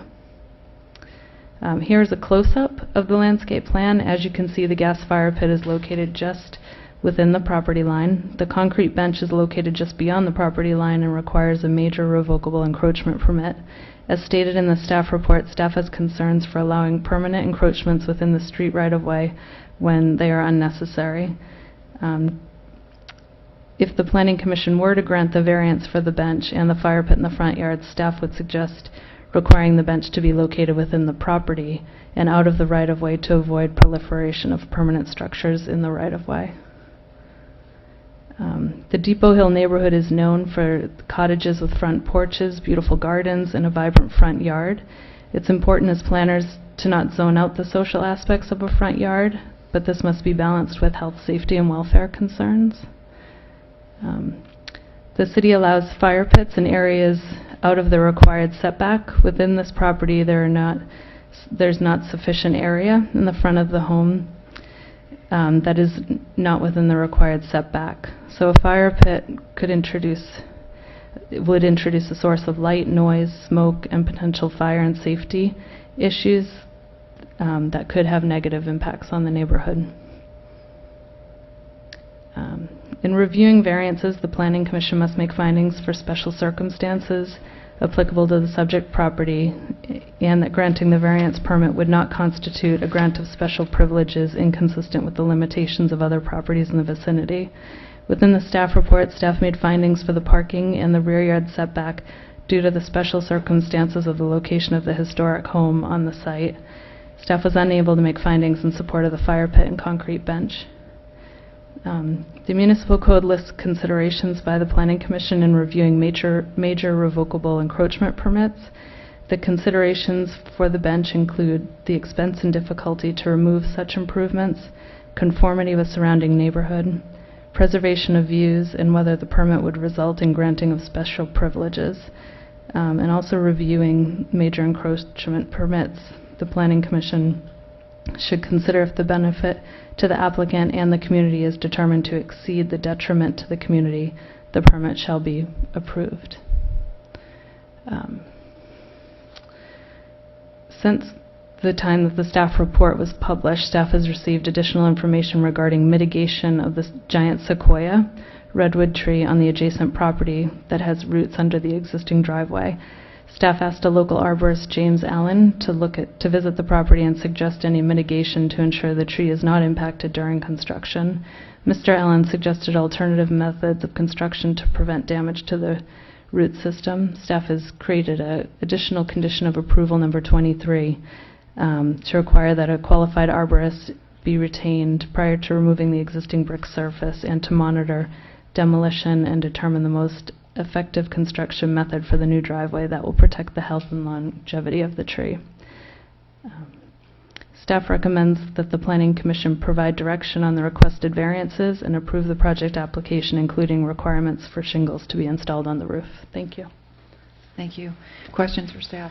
Just one. On the parking place, if you go back to that slide, so the parking place, if they increase the width of the driveway to 9 feet, then that parking place is 18 feet deep and 9 feet wide. The other parking place would be 8 feet by 15. 15. Okay, so it's 33, still 33 feet back. Yeah. Okay. And was staff able to ascertain that a person wouldn't have to actually step onto the neighboring property in order to get out of their car in the back tandem? I've asked the owner to be prepared to show whether or not they're able to pull onto that site and open the doors. Thank you. Other questions for staff? I have several. I was hoping that there would be a streetscape with this plan, and I'm kind of surprised with this particular one that there wasn't. There's some question about the front window size and the back window size, and there's also a question about why the south-facing existing side door and steps were still on the plan, and we want to make sure that those are taken off the plan and that door is made into a window or taken away entirely. And you've talked to the applicant about that. So I'm sorry, I tried to clarify that in the presentation, that the side door and the steps are still proposed within the design. So that is why the distance in the driveway is limited and doesn't meet the full depth requirement. So Got it. Sorry, missed that. Sorry about that. So to clarify then, the 33 feet starts at where those steps are and goes out to the road, to the actual to the end of the bricks where the asphalt starts. So through the 10 feet. So it's 23 feet on their property. Exactly. Yeah. So what are the sizes of the front and back windows that are in question Are they, did we get that clarified? You know, I did not receive a response on that. If the We home can- designer is here When the this designer evening. comes up to speak for the applicant, we can ask them about that. Okay, great. Any other questions? We'll open the public hearing and ask either the applicant or their representative to come forward.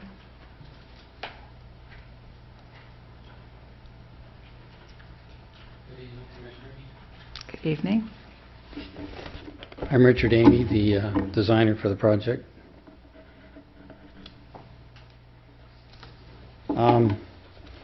I'll start by giving you a piece of paper that I have in my file and have had in my file for each of you. And after I hand it out, I will talk about it very briefly.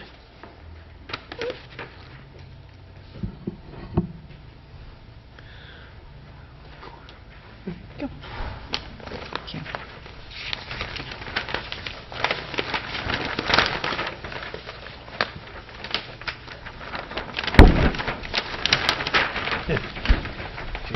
Yeah. I've been involved in this particular structure for some time. In '98, I did a development permit to remodel this home.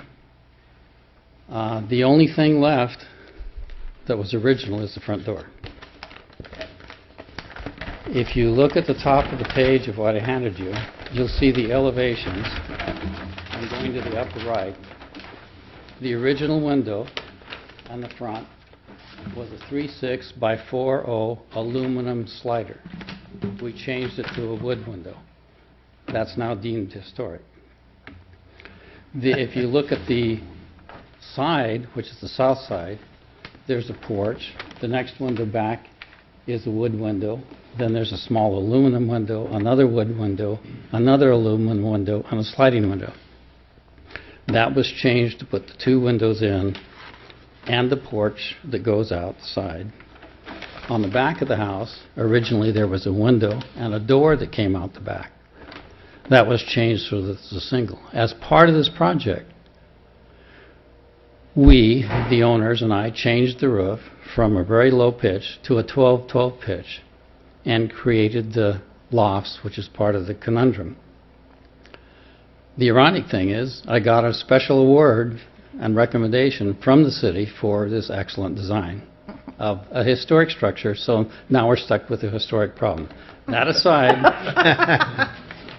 that's sort of a frustration. So, that having been said, we have designed, are proposing the addition. Let me talk about the massing. As was recommended and concurred with the architectural historian, to put this proposed second addition at the back part of the house retained the cottage character of the front of the house. I'm intentionally not calling it historic, but it's under that criteria. If you notice on my elevations, or the side elevation, if you're standing in the center of the street looking at the house, the second floor, which is only 7 feet higher to the peak of the ridge, will not be seen because of the perspective. The angle from your eyes, if you're walking to the left or right, it will be. The other thing we did, as is required by the Department of Interior standards for doing addition on a house, we put a very modern element in the stairwell to make it look different. We put horizontal. We talked about we went through probably 4 different designs with the historian to try to get what we wanted. At one point, it was suggested that we make the ridge in the back go left to right instead of front to the back. I did an elevation, and I said, that doesn't look good at all, and I didn't like it, and it got concurrence. So the owner is going to talk a little bit later about the metal roof. I'm not going to address that. That is truly what they want. I will suffice it to say that the owner is a very accomplished designer. His desires and wants of what he wanted to do were very articulated to me. He's a top-end designer. He may talk more about that, but he has a lot of skills and has done other homes. So that having been said, the window that you see in the front didn't exist before the 90s. the window in the front didn't exist before the 90s.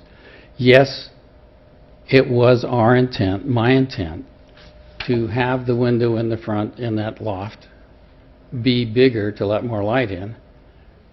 I can accept if you want us to take exact measurements and that window will match that for the balcony. The one I have proposed in my elevation is bigger than the one that exists. I admit that. That was with intent, but I realize that's an issue and could take that back. We also took the little details that I added on the tip of the gable and removed them. My first design, I actually put what's called bells on the edge of the second floor roof. That was asked to be removed. We did. Parking has always been difficult on that site, but it's usable. The previous owners, Mr. Kane, who I designed the house for, used the parking. You can only open the door about a foot or a foot and a half to not step on the neighbor's area and get out both sides. The practice is passengers get out of the car before you drive in, and the driver, if you're going straight in, then can get out and walk on the bricks. The other point I want to make out is that entire site, except for the north side, which has about 88 square feet of gravel, is grouted bricks. There is no pervious surface. The proposal was to change that to concrete with a strip between. That gravel is put in so that you do get some percolation down to increase significant, well, by quite a bit, 100 feet or so, the amount of pervious surface on the site. And we put a little bit of landscaping in. My original plan, and I still, if I were to put a street tree in, would be like a spider leaf maple. I have one in front of my office. It'll go about 12 feet tall when it's there, and it fits the site. The listed street trees in the city, most of them have a 30-foot radius, which would just, you wouldn't see the house anymore. So I don't, that isn't what we want to do. And with that presentation, I think I will turn it over to the owner, if that's okay. And yeah, maybe we have some questions Yes. for you before you Yes. leave. Does anyone have a question of the designer right now? Okay, well, can we reserve later Okay. questions? Thank Thanks. you.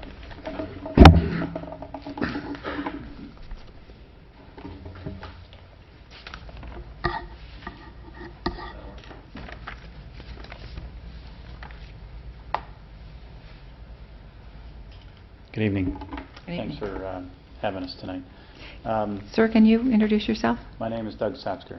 I'm Thank the you. owner of 203 Central. And if you'll just speak into the mic so everybody at home Is can that hear better? you. Is that better? Yeah, thank you. We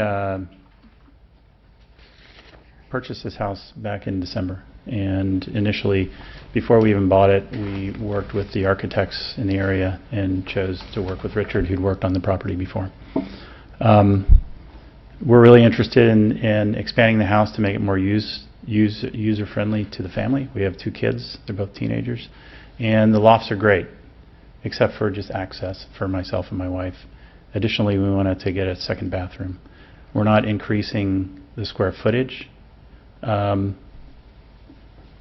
just taking the upstairs back loft and creating a more usable space by adding the vertical walls in the back.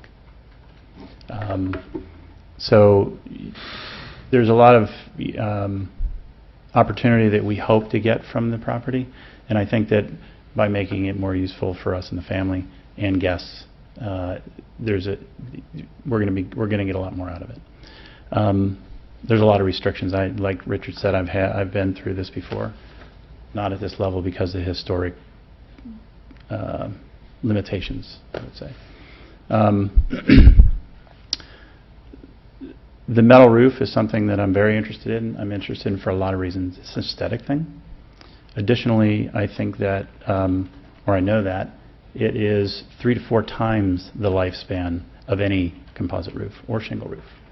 So you may get 15 to 20 years out of a shingle roof. You're going to get 50 to 70 years out of a metal roof. The scale of it, if you're talking about massing, we can get any dimension you want. You can get it in small dimension. You can get it in shingles if you want. But what we're looking at is standing seam at this point, and we can adjust the size of that. There is no concern about the bell. The bell is a process that's easy to do in a metal roof. There are existing houses in Depot Hill that have it. So those concerns are not something that I'm concerned about.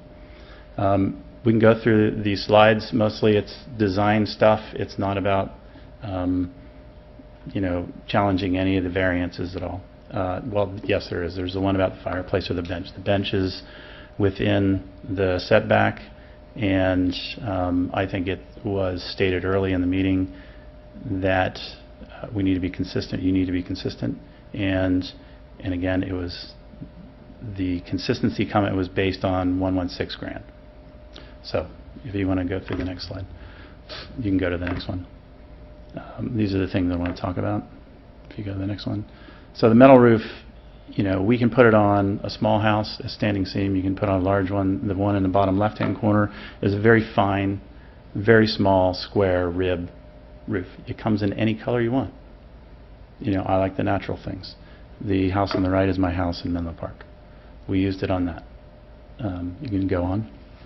It comes in, as I said, all the different dimensions, and you can get nearly 100 different colors. Again, I would keep it more natural. I'd like to bring it more in the gray, like the house we did in Menlo Park. But I think that there's a tremendous amount of opportunity, and if we as a community think of being green, you just saved 4 different changes in your roof, and all the volume of materials and the carbon footprint that goes with it. So all those considerations, I think, are a benefit. The other things, if you go to the next slide, here's other additional things. There's, the fire, it's better for fire, it's better for the efficiency and energy efficiency. There's a lot of reasons to use it. And so I would hope that at least we can be considered. It's, to me, a question of massing or the ability to do the bell should be off the table, because we can do a lot of things with it. And that's just education. And if we need to do more, then we can do more. You can go on to the next thing. The driveways, walkways, seating wall, gas fireplace. Again, the restrictions on water and water retention in Menlo Park and Palo Alto are one of the major things that we had to do. We cannot allow any of our rainwater to flow into the street off our property. So we have to retain it. So this system that we put in allowed any surface water to be retained. It goes into wells, it goes into bubblers. Anything after that, then it has the opportunity to go out. So like Richard said, the benefit of this kind of surface and this kind of system is going to allow you better opportunities for the neighboring homes and ours. You can go to the next one. This is the one that challenges me about the bench and the fireplace. That's less than 5 feet from the edge of the street. They gained more than 2,000 square feet of their property. So where's the consistency? I'm asking for a bench. I think that's the end. This is a better detail of the driveway and the rocks in the system again. Did I understand you that you were going to put a system below the concrete and rocks? No, not necessarily unless we need it. We can engineer a system. One of the biggest issues that I have with homes is the poor engineering of land water resting up against the home. So the homes that I've either renovated or the one I built, we put in French drains or systems that allow us to take it to a location and put it into another location. And I know we have a neighbor that talks about the north side of the house and water shedding off of the existing house onto their property. And are you creating a situation to remedy that? Is the north side? It's the blue. The blue. The blue house? Yeah. That was the other property. Was the other property? I think that was Riverview. That's the Central. I think that was. Oh no, I thought it was the lady with the blue house. Just sent us an email tonight. If there's a problem there, we can put a gutter and control it. Put a gutter. Good. Okay. Thank you. Yeah. Thanks very much. Any questions? Any other questions of the applicant? Okay. Well, might come back, huh? Thanks. Who else is here tonight to talk about this?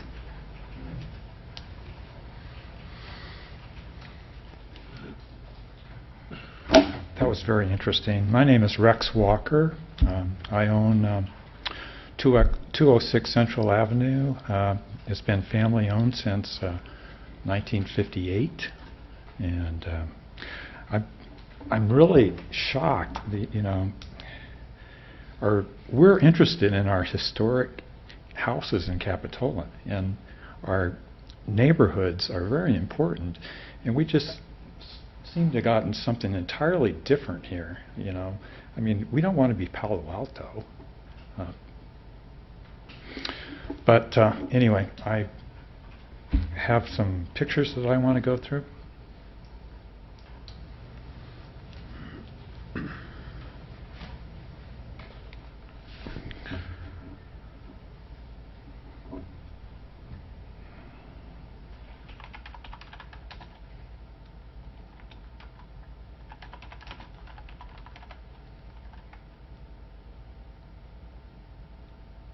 Parking. We have an issue with parking. This is a typical summer scene on Central Avenue. This is mostly from the Junior Guard.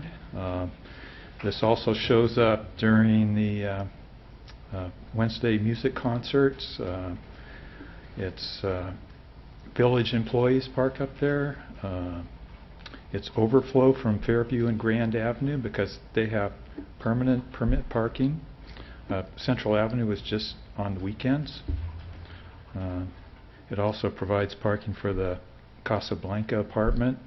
It's on the corner of Monterey and Escalona. And there's also parking that's being used for the houses that are fronting Monterey Avenue off from the alleyway. Next slide, please. I parked my wife's Honda Civic in our driveway, and Please use the mic. Sorry. yeah, it's a little hard to see there. I parked our little Honda Civic in the driveway, and I measured out 8 feet and slid in there, and that's how much my doors open. I was able to shimmy out of the driver's side, but I could not get into the passenger side at all. And that's an 8-foot driveway with a very compact Honda Civic. Next. These are the parking spots out here. Those are 8-foot wide slots right there.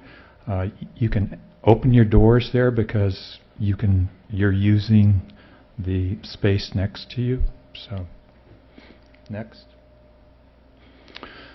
And so that's where they're proposing to park a car. I was initially told that they could not use the front public access, but apparently I don't understand why that has changed. I understood that the parking was supposed to be provided on site, not utilizing the public right-of-way.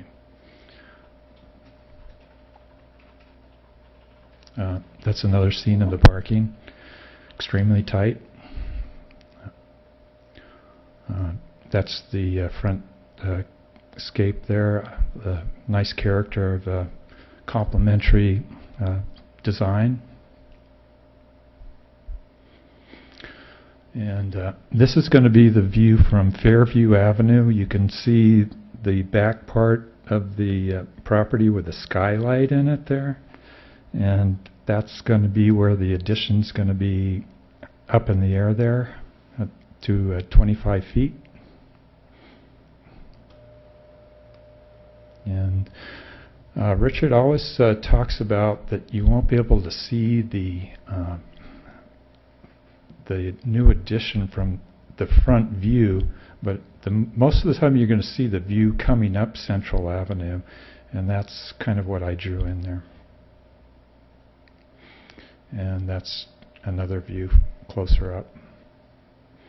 It's And of course, this is the front yard with the fire pit that they've been using out there. Typically, we don't have open fires in Capitola, but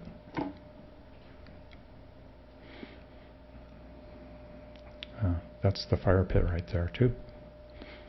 And that's the loft bedroom. I'm really concerned that this is going to turn into another vacation rental. I just don't see how it's going to provide their sufficient space for them. I don't believe it.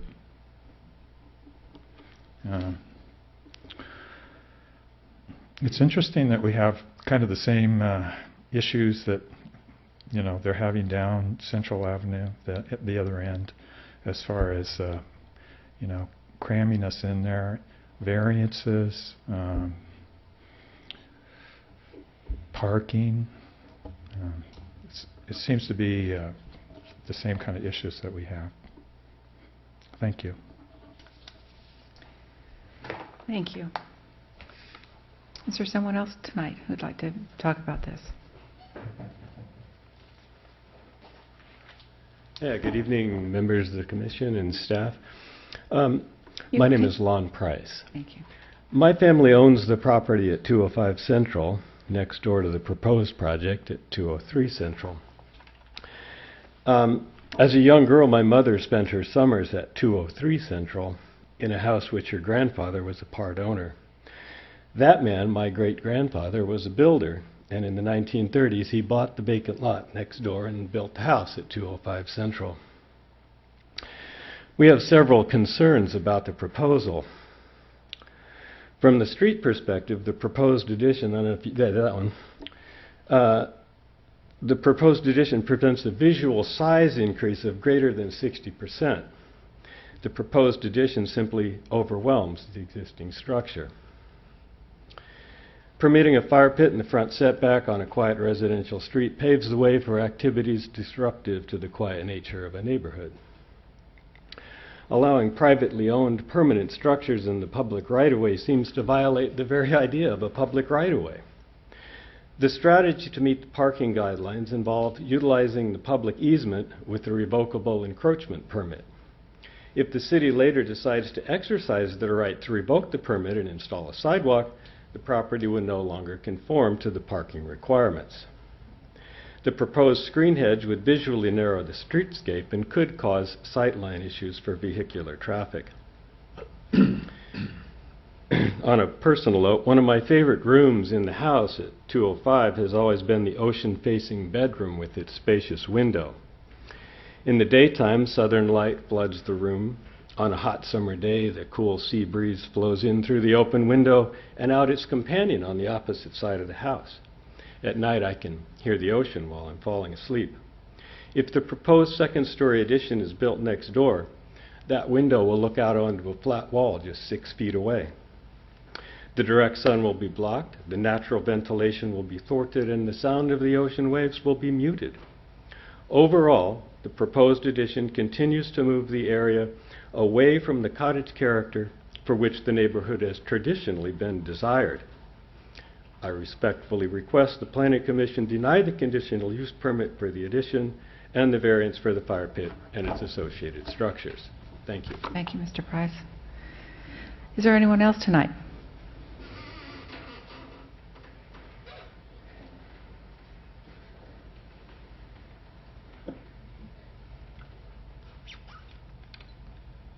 Hi, my name is Starley Moore. I have an issue with not allowing the fire pit, given the fact that 116 has just a massive fire pit, and they've been allowed to use their property to the fullest, including the right-of-ways. So the other issue would be that we are able to tell people how they can use their property or how they can use their front yard or cannot use their front yard. if you want to have a fire pit in the front yard. I think, if other people are allowed to, then this should be allowed as well. So that's just my issue on that. Thank you. Anyone else? Step forward.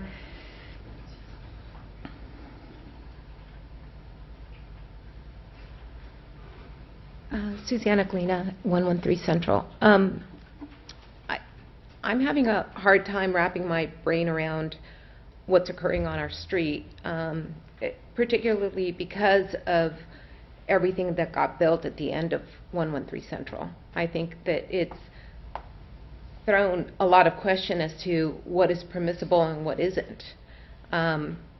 In acquiring so much public land at the end of our street, the city gave a precedent where they increased the visual aspect of their property and built permanent structures out there. And so all of us are wondering, do we all start changing our front yards to have fire pits and living spaces? They're small properties, and I'm wondering if there just doesn't need to be a larger dialogue as to what was permitted and why.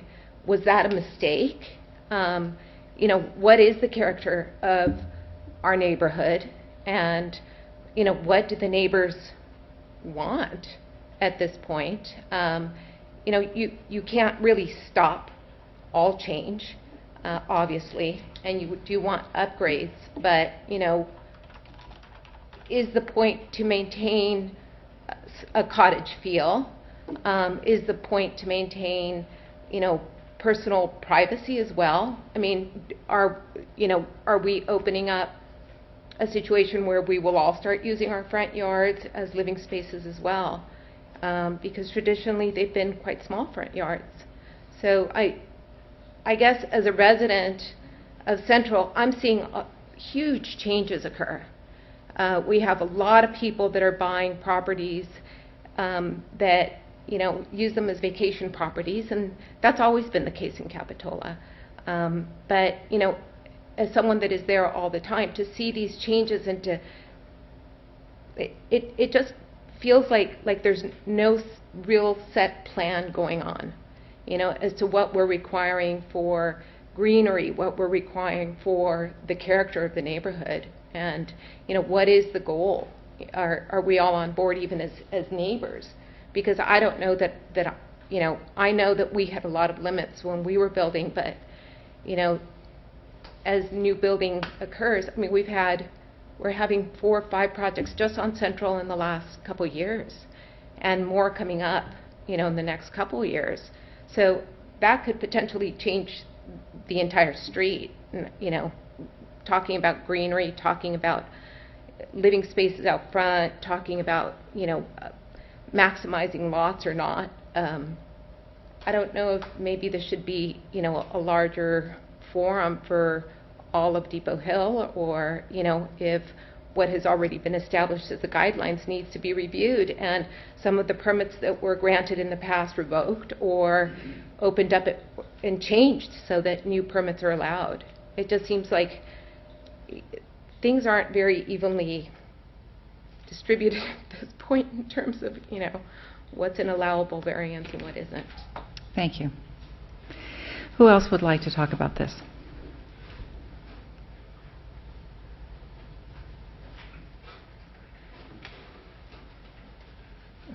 Good evening, everybody. I'm Mike Swarkowski. I live on 207S Kelowna, which is a fair distance from this particular site, but looking out of our upstairs bedroom window, we get a minuscule view of the ocean, and it happens to be right over the roof of this house, and so I'm kind of curious what would happen when they build this.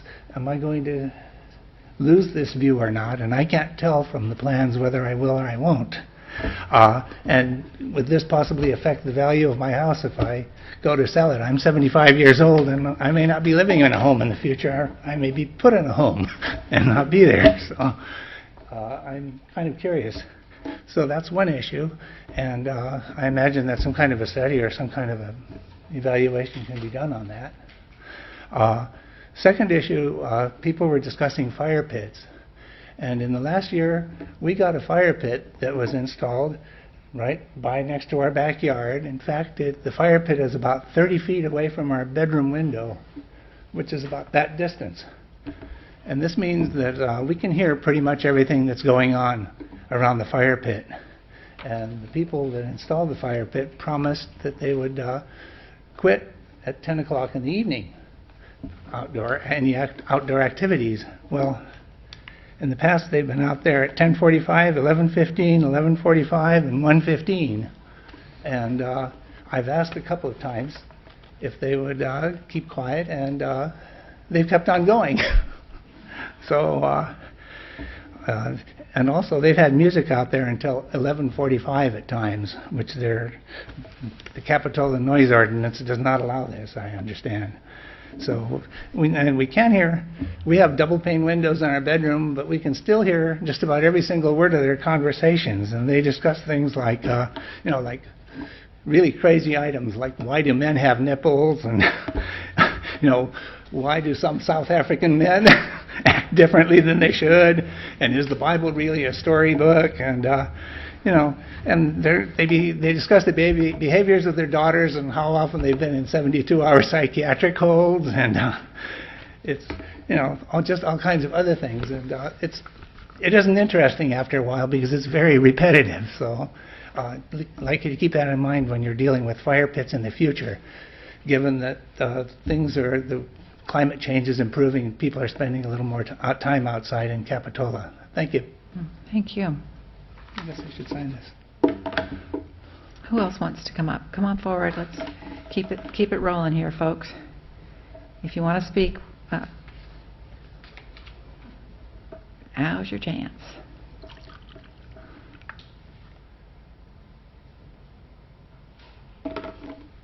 Thank you. If I may. Richard again. I've talked with the owner, and we're quite willing to, I guess you'll say, concede, withdraw the bench and the fire pit in the front, so that's not an issue anymore for this project. Thank you. The other thing that I wanted to say is, the other very interesting thing is the difference between a loft and a room that most of you probably know. For a space to be a legal room, it has to be 7 feet wide, has to be 7'6" in height for 50% of its area. Neither of those lofts are there. So on my original plans, they aren't in the building area. It was pointed out correctly that there's an ordinance that says anything over 4 feet gets calculated. So I did that. And even with that, we still comply. The ironic thing is, if that is counted as floor area, it makes our addition even more conforming as to the percent change, because there's more existing there. And I don't know where that goes, but in conclusion, I believe that we've met the designs required by the standards to put an addition at the back of the house that will be utilizable on a stair. That makes the upper area usable as a bedroom. And we've met the height requirements.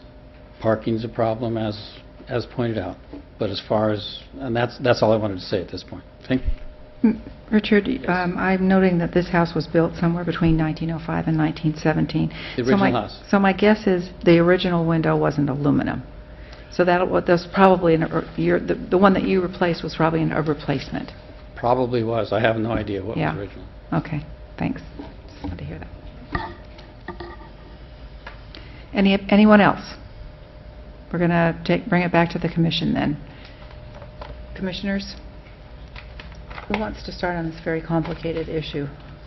I'm going to start by saying thank you very much for removing the very contentious front fire pit and front structures, because I think we would have spent a whole lot of time on that, and I think as a commission we need to spend a whole lot of time on that and talking about fire pits in general and how we bring them in. And right now, as the public should be aware, we're going through an update on our municipal code, and I've been out of town for the past 30 days, so I don't know, and you might comment on this, Rich.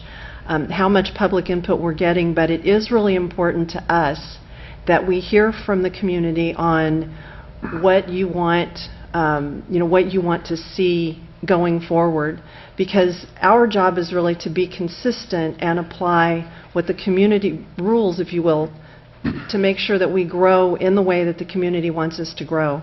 And we've spent a lot of time doing the general plan, which is a 20-year outlook, and saying, hey, this is what we want to be 20 years from now. And now we're going down to the nuts and bolts and saying this is the municipal code and the way that the commission is going to rule on development projects to ensure that we get where we're going. So I know it's been out there, and please comment on how they can make sure they get input into that process. Sure, thank you.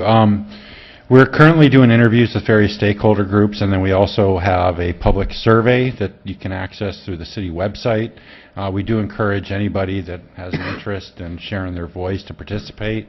It'll be up until the end of September. Alternatively, folks can always give us a call and come down and meet with us or talk with us. And then there'll be plenty of opportunity for public comment after that through various planning commission, city council workshops that we'll inevitably go through before we get the code adopted. Okay, thank you. Would you like to continue with? Yes, if I could. Yes. So there are 3 variances that we're looking at. The rear yard setback on the second floor, which simply allows the second floor to be flush with the first floor. The front yard structures are no longer an issue, and so that remains the parking. And right now the proposal is to widen the driveway and have one fully compliant parking space, and then have one tandem parking space that is less than compliant with the 9-foot width requirement. Is that correct? Correct, yeah. But what I've also heard is that it's not clear that stepping out of a car in that space would put them on an adjoining property. Are we all in agreement on that? Okay. So then the parking variance is for one of the 2 spaces to be non-compliant in width only. So the variance would be for the second required parking space. So the applicant has stated that they have a technique of parking that would work on the site, but it doesn't meet code, so the variance would be for that second parking space. And the variance would specifically be for the width of that space only, right? Width and depth. Width and depth. Yep, 7 feet wide, 15 feet deep. And the code is 9 by 18? 9 by 18.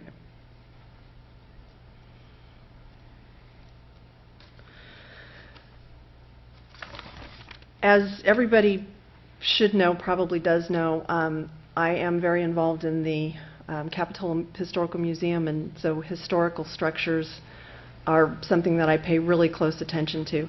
And when I first moved to Capitola, I had a contractor take me through some homes on Depot Hill and show me how meeting the Secretary Standard of Interior Standards can be accomplished to maintain a historic home and still have it increase in its square footage and become a more usable space in today's world. And looking at a lot of examples, and we have some good ones and we have some bad ones, the design on this in a drawing really does seem to overwhelm the cottage. And if there were any way to lower the height a little bit, it would make it a lot better from a massing perspective. But there are examples where the drawing and what actually winds up getting built are a little different enough that it's not as overwhelming in reality as it is on paper. And I'm considering that when I'm looking at the drawing that, it's set way back, that's hard to see in a drawing. And I do believe that it's set back far enough that if you're standing straight in front of it, it's not going to be in the eye line. But when you go to the side, or if you are one of the neighboring homes, that second story is going to be pretty massive. I appreciate the way that the staircase has been designed so that it's clear you're going to see the cottage after this thing gets remodeled. we're not going to lose the character of that historic cottage, and I think that's a lot of what historic preservation is all about. Making sure that you walk down the street and you recognize that Depot Hill is a community of small cottages.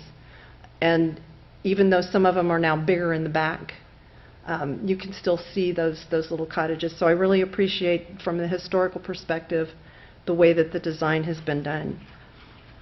And I read the report and would just like to make sure that the conditions that we have stated, if we move forward with any kind of approval, there are some notes that she's recommending get put onto the drawings before the permits are issued.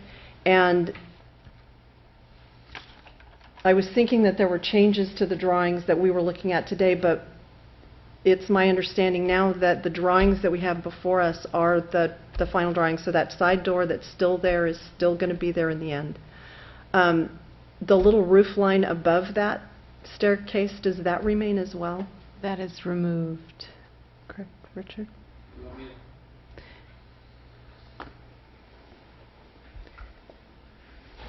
Can you go to that elevation for us so that we can see what they're talking about? The roof, as it exists, has a small gable over that door that comes out. Mm-hmm. As proposed, we're continuing the slope of the bells and putting bells over it so it's more of a shed roof to keep water off the door. The purpose for that is for the visibility of the stair tower. If you had a gable roof coming out, my design appearance didn't work. So that was part of our taking it off, working with the historian. So yes, it changes. During our general plan process, the importance of historical homes up in the Depot Hill area was emphasized several times. And one of our action items is actually to create a historic district up in that area. It's my understanding from the report that we have in front of us that with the changes that we're looking at on the plans today, this property would still contribute to that historic district. Minus the roof, Minus the metal roofing. So the real issue with the roofing for me is that it would impact the ability to have a contributing site. So that's the only hard spot that I really have at this point, is the roofing material, and if there was any way to lower the height of that rear addition, I'd sure like to see it. And those are my comments at this point. Yeah. Next. Yeah, I would agree with you, Linda, pretty much except in one area. And I find that large, nearly 8-foot high window, the staircase window, just totally incompatible with the historic nature of the whole cottage.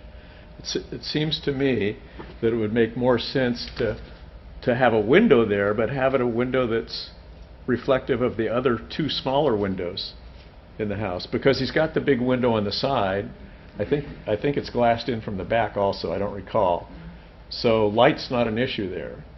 But it would seem to fit more of the, to me personally, to fit more of the cottage feel in the existing design if that wall had just a small window, kind of like the upper window on the cottage, and the single siding on it to reflect kind of the whole appearance of the cottage. Well, you know, the Secretary of Interior Standards really want you to keep it completely different so that someone who comes up, it sort of tells the story of this was the original cottage, this is the... So you're not saying to have it look identical, but have it be more in line with... Yeah. I don't agree with that, Secretary. Neither do I. Well, unfortunately, if we want a district there someday, we have to at least do what they ask us to do. Are those any other comments right now? Commissioners, to my right, anyone would like to say anything? I'll gladly say something. Can we go back to that one? Thank you. I'm having a hard time with the proposed remodel on the left and the front facade and loft area. it looks in the remodel like that pitch of that roof is quite reduced. Is that true, Emil? No. It's just the take that I'm seeing here. Looks like a different pitch. This drawing It is looks only like 12 a or totally 12, different right, pitch. Right. And that's why I'm asking. I'll try to explain it, I think. When you're standing next to a 12-12 pitch roof and looking up at about a 10-degree angle, that roof is going to appear taller because the upper point is receding away from you, so it looks higher. It is a 12-12 pitch roof, and that photograph is of a 12-12 pitch roof. If I went to the white fence and took a picture of the front of the house, that peak is going to look like it's 20 feet in the air, and it's not. The new ridge, maybe I'm going too far. No, go ahead. Remember that the peaks, the second peak is some 20-some feet back, only 7 feet higher. You will not see it from this angle. You will see the stair, and you'll see that side roof going up. But the visual, the perspective is, I should have done a 3D model and No, Yeah, I think it really it would just, to me, it totally looked Can different. you stay up at the mic, please? Sorry. You better sit in the front because I think we're going to need you a couple times tonight. I would like to just make a few more comments on this. I think I'm with Mr. Ruth with regards to the secretary. Every time you try to make it look different from what's historic, and then we've been told tonight that it's not really historic, to use your words, almost. I think that the window on the pop out on the left there is totally wrong. I mean, it just looks too huge in comparison to everything else. But I'd like to make some comments overall. The parking on the side, or the space that is requiring a variance, is the one that's 8 feet wide. And I think Mr. Walker's photographs of his Civic, I believe it was, really do represent that, except the Civic was not pulled as the applicant's architect spelled out tonight. It wasn't pulled up next to the building. It was right in the middle of the driveway. And so the effect was right in both cases, what we were being told by the representative of the homeowner and what we were told by Mr. Walker. When both of them are absolutely, you're seeing two different perspectives is what I'm trying to say. But I'm glad that I want to go a little further. I'm glad that the fire pit's gone away, but I have a concern. I called staff yesterday, I believe it was, to ask a little bit about the fire pit and the regulations in light of the fact, as you said, Linda, that we're going to be looking at new zoning ordinances and new requirements. And there is a local manufacturer of fire pits that are not permanently attached on a cement base to the ground, and they would have fit within our code right now. And had this guy not had a cement foundation and that, he would legally have a fire pit. So we got to be very careful what we do in the future. That's all I want to say on that. It's interesting, your comments with regards to historical values, and I have, historical is in the eyes of the beholder, so to speak, and I said it before when the Six Sisters came in to remodel several years ago that I did not want to see the new additions to the Six Sisters, which was on the back half of the house, look immeasurably different from the old historical perspective, which is from the Esplanade. And I'm totally convinced I was right, because I think it really detracts from the historical value. Even though you can see which part of the building's historical, it makes it look like something, like somebody designed an elephant, and it really isn't an elephant. That's enough about that. It's just a different perspective. The interesting thing about what's on the wall right back there now is, you see the brown building in the back of the house? Mm-hmm. That's Fairview Avenue, and that's the house that I summered in for years and years and years. And we allowed that remodel. And I'll tell you, it's probably as historic as this building is after hearing the testimony tonight. And we did not require them to do really that much historical saving of it. It was a very narrow, deep lot, and there were reasons why we approved it. I think this is going to be an improvement to the neighborhood. I'd like to see some minor alterations, like I said with Mr. Ruth's comment, to the window there. I would like to have seen, now that the fire pit's going away and the rest of it, a more comprehensive landscape plan. I'd like to also know how the garbage and recycle and yard waste cans are going to be accommodated on the site so they aren't seen by all the neighbors. And then I have some comments with regards to the conditions. If there's a thing to approve it, there's many cookie cutter conditions in our staff report tonight that deal with curbs, gutters, and sidewalks. And it's an exempt district. And unless we're planning to change that and haven't told anybody on Depot Hill, and you'll have them all down here, they shouldn't be in there as conditions. I'm sorry. That's my comments for tonight. Yeah, and I think we can go over the conditions. You know, I think there's a few things to go over the conditions. Commissioner Welsh? Yeah, I just a couple of things. I keep going back to being consistent. And so with the variances, which always comes back to me is something that if we're going to approve a variance, then we need to be consistent with it, I guess. And in this, the rear yard setback is something that while we hold others accountable to that, in this one it seems to be consistent with the neighborhood. The massing from the drawing, and I get the perspective that 12 on 12 on the left, the actual drawing doesn't look 12 on 12 when you look at the actual picture.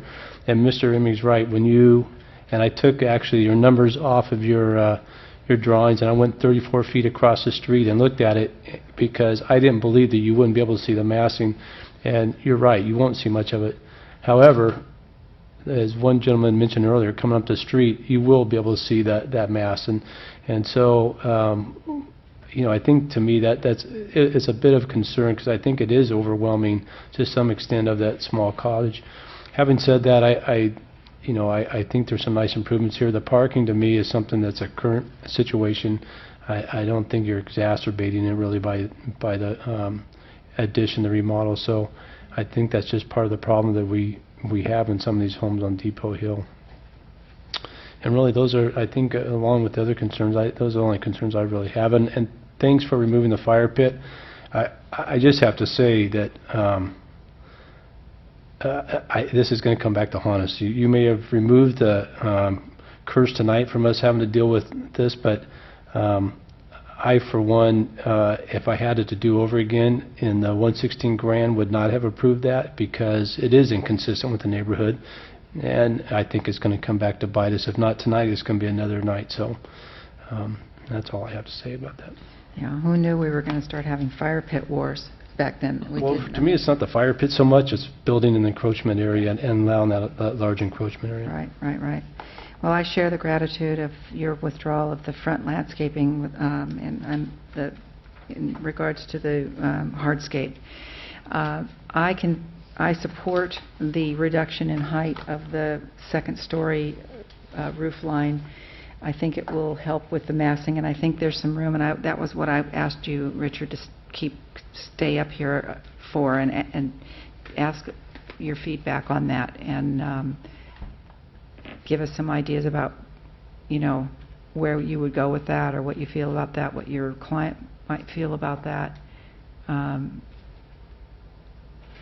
I agree with you. You can stand up. You can stand up. I agree with you. I think this really could have benefited from more of a perspective. What was the term you used? I forget the term you used, but for different perspective on this, because I don't think it's as large a mass as it looks in your drawings. I don't either, and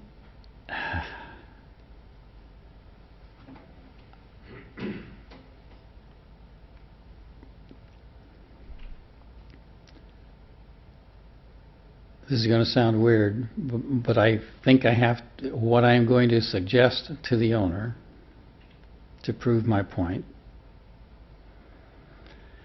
is I'm willing to build a scale model of it.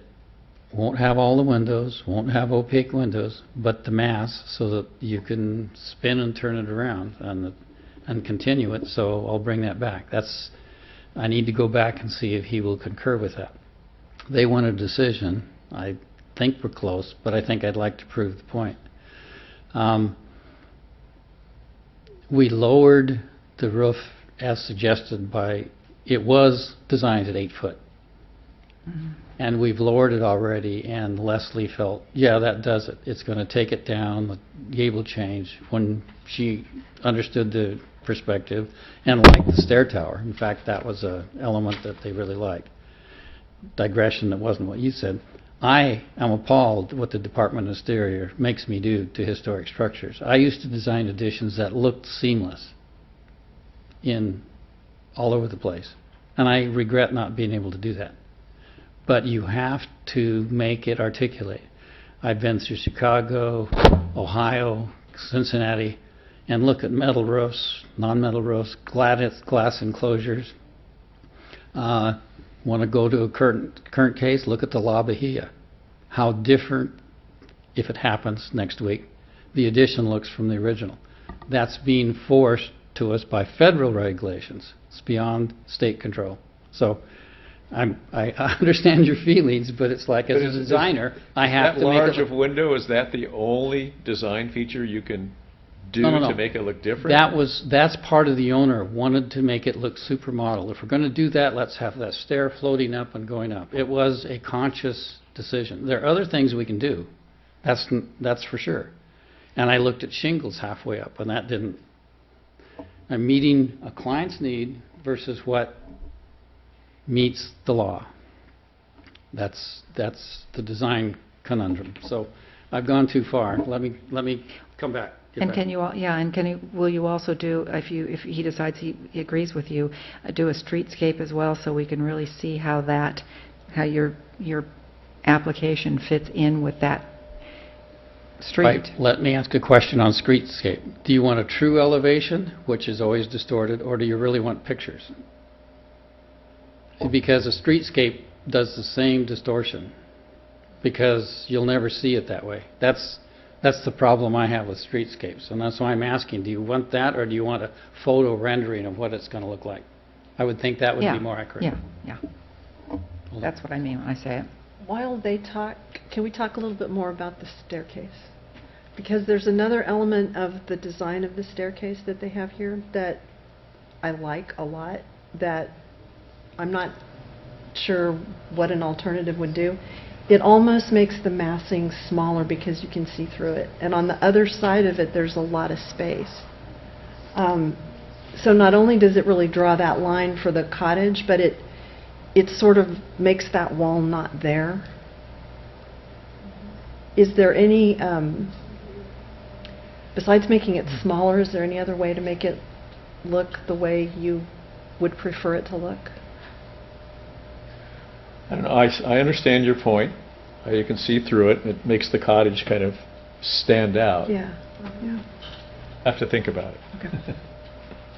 I mean, I think this is one time when I don't want to micromanage a plan. Somebody who has an idea for a modern addition to an older cottage, this could be something like the Wave House, where it feels controversial when you're looking at it, and when it's done, it's totally unique and will work. And I think that given the owner's aesthetic and experience with this, I think we can be assured that they're not going to do it in a way that would look hokey or look unfinished or not blend in. What say? Model? Model. Okay. I like it. I'm Okay, for great. it. What do you guys say? What's that? A model. They're Model. going to do a model. Oh, that's fine. I have no Yeah. problem with that. Good, all right. So motion Is to... there going to be any conversation at all with regards to the metal roof? Yes, I think we Yeah, should we have should that talk- conversation, yeah, and I would I've got hope so. several points I'd like to make so that you're clear about what we're talking about. You know, without seeing the different types of metal roofs that we could, you know, what I've seen doesn't look at all like the old, you know, or the asphalt shingling that's there right now. If there's some metal application that will look way more compatible, because it's really the only big, large thing remaining that Leslie Dill had a problem with, and so we can't ignore that. So my suggestion is, when you bring back the model, bring back some concrete examples in hand of what that could look like to give us something to work with. And I would take that one step further and make sure that it's something that would not jeopardize this property being a contributing property to a potential future historic district. Because that is an action that we do have on the plate that is going to be moving forward, and I would hate for us to shoot ourselves in the foot before we even get into that process. That's my only real hard spot with the roof, is that it would take it from being a contributing structure to being a non-contributing structure. And I did reread the DPR, and it does comment in the DPR that all of the windows and the roof were replaced, but she still believes that it's still a contributing historic structure, and those are few, far between, and very valuable. So, you know, Mike, we used to do a lot of shade studies in Capitola. You know, often up on Depot Hill and places like this, we would do shade studies, and I do share the concerns of the neighbor to the north about the shading. And, you know, I wonder if we should ask for that. I think the commission certainly has the discretion to ask for it. I think as a practice, it's something I would discourage for single-family residents.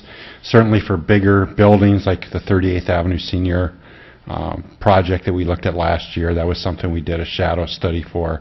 But it's kind of a slippery slope. I mean, if you start saying that a building cannot obstruct the shade or the views of another house, and you're almost restricting the ability for any additions or growth of developed lots in the city.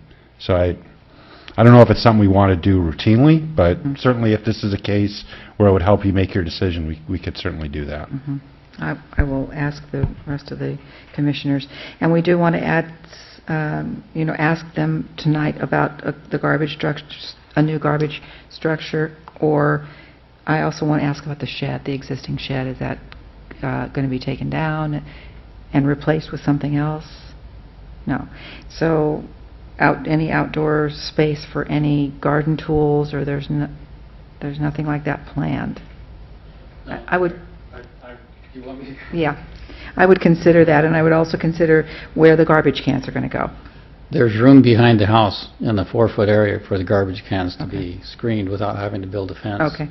And for there is a little bit of storage underneath the house. Not much. Surfboards and things are under there in that very back corner. So.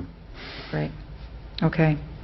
And then there are things, as Commissioner Smith was mentioning, on pages 74, 77, and 79 on the executive summary of Leslie Dill's report that I believe need to go into the conditions. They're all but the last two things that she talks about. The first three items on the executive summary should be put in, reference to the bell eaves and things having to do with the Secretary of Interior standards, so that we're really clear about that. The other thing we haven't talked about is the tree. We need to talk about the tree tonight so we can give them guidance on that.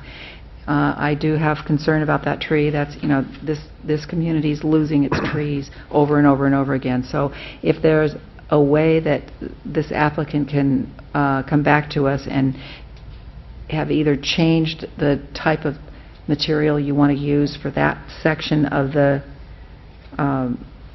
front landscape, or show us how it can be. I think there was some reference in Alan's report on some type of new, or some way of doing concrete where it's lifted up off it. I can't remember the terminology, but we would need to know that too, because we're going to want to know that. So we're just giving you some warning that that's going to be an issue in the next hearing.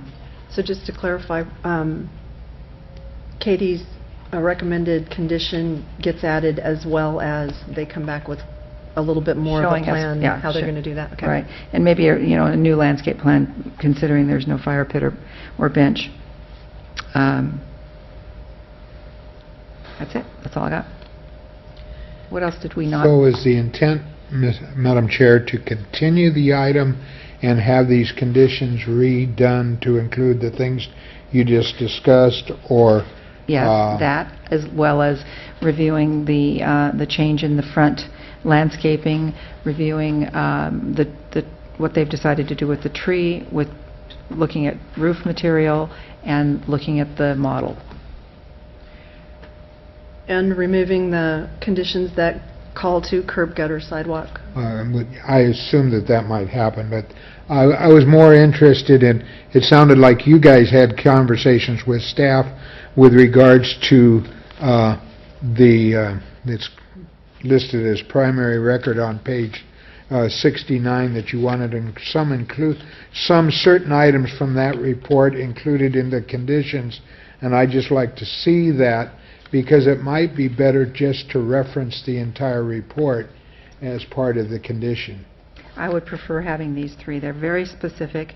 I believe if you read them, you will read them in her report. It's on page 7. I've read them. I think what they need I'm to be- saying is that when it's almost, with no violation of Brown Act here or anything, I didn't know that those particular issues were going to be tried to be inserted into the conditions of approval of this project. And while I've read the entire report, I just want to see how that looks in the scheme of things when the conditions come up. Oh, well, we will review that at the time, with all the rest of the... Yeah, I can underline all the new conditions, so it's very clear Yeah. what's been added and Thank you. what's been That'd be modified. great.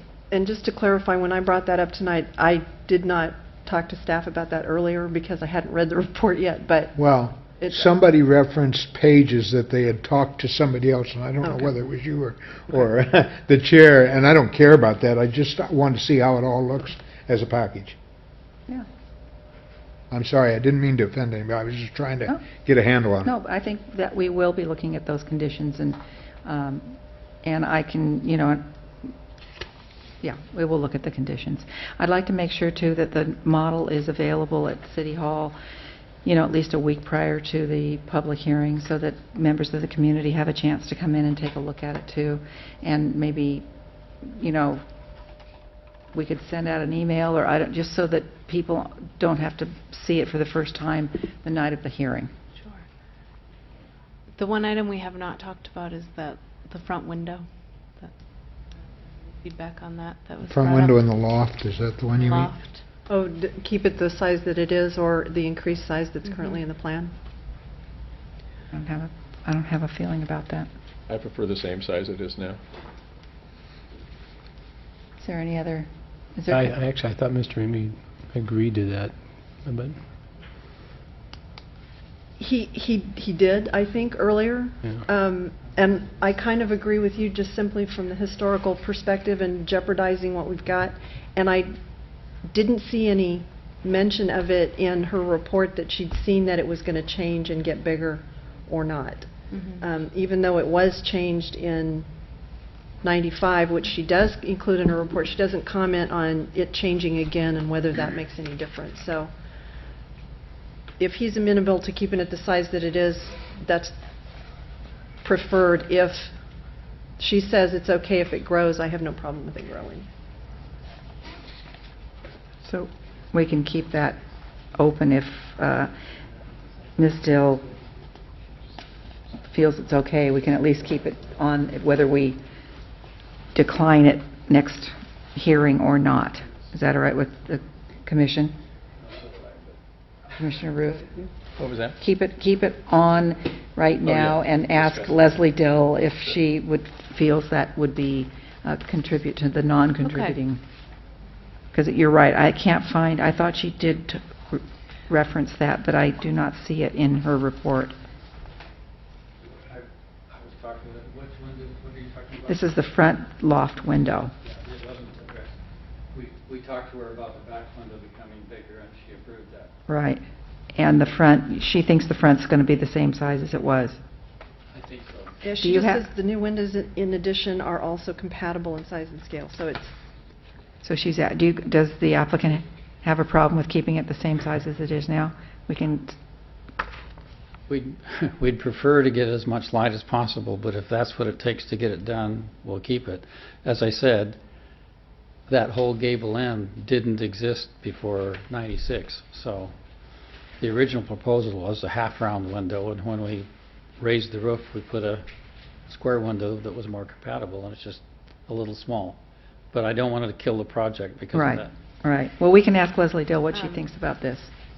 So on the existing elevations, it shows it being 2 feet 6 inches. So I don't think Leslie was probably aware that it changed between the existing elevations and the proposed. Right. So we should, So we would ask her. yeah, we'll ask her. Okay, great.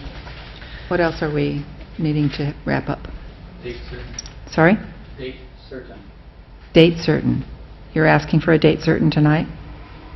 Unless you could, don't you have to continue it to a date certain? No, we don't. We don't? if you don't, you have to renotice, Yes, right? Oh, yeah, you don't want to do that. How long will it take you to do your model and stuff? Well, with the other things, you're wanting the model, landscaping, figuring out the tree, I think it needs to be 2 meetings. I regret that for the owners, but I don't want to, It's better to have it I all, don't want to get everything done in a week and. have it wrong.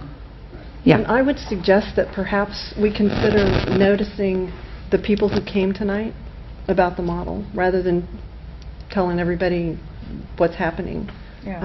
Notice the people who came and spoke tonight that there will be a model available, and let Richard set the date for when that model, when he can present the model here based on the date certain that we pegged tonight. so we're meeting once a month now, so you're thinking of the meeting of November. Correct. Unfortunately.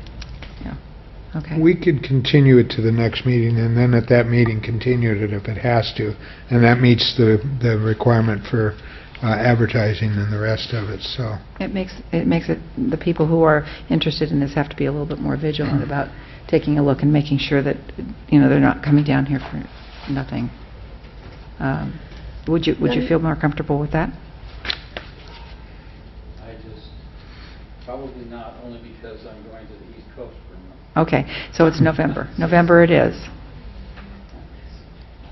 Do we have a motion? I would so move, if we need a motion, that we continue it under the, and you, Katie, you can read them back if you're more comfortable that way, but the model, tree protection, details, the new landscape plan, and roofing materials, and any design changes to the stairwell that the applicant feels are appropriate. Is that good? Shade study?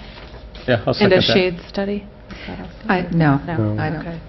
need a shade study. I thought you were going to. Well, I don't think I have a lot of, I can say yes, but if I don't have 2 other commissioners who agree with me, it doesn't do me any good. I didn't hear any agreement on that. What do you Okay. want- what do you want I need a agreement second. Well, I the think shade Mick- study. Mick seconded Oh. it. You got a second. I've got a second. All those in favor? Aye. Opposed? Motion carries. Thank you very much, everyone. This was a- Richard, don't have any unanticipated delays because the commission's going to change after December. No.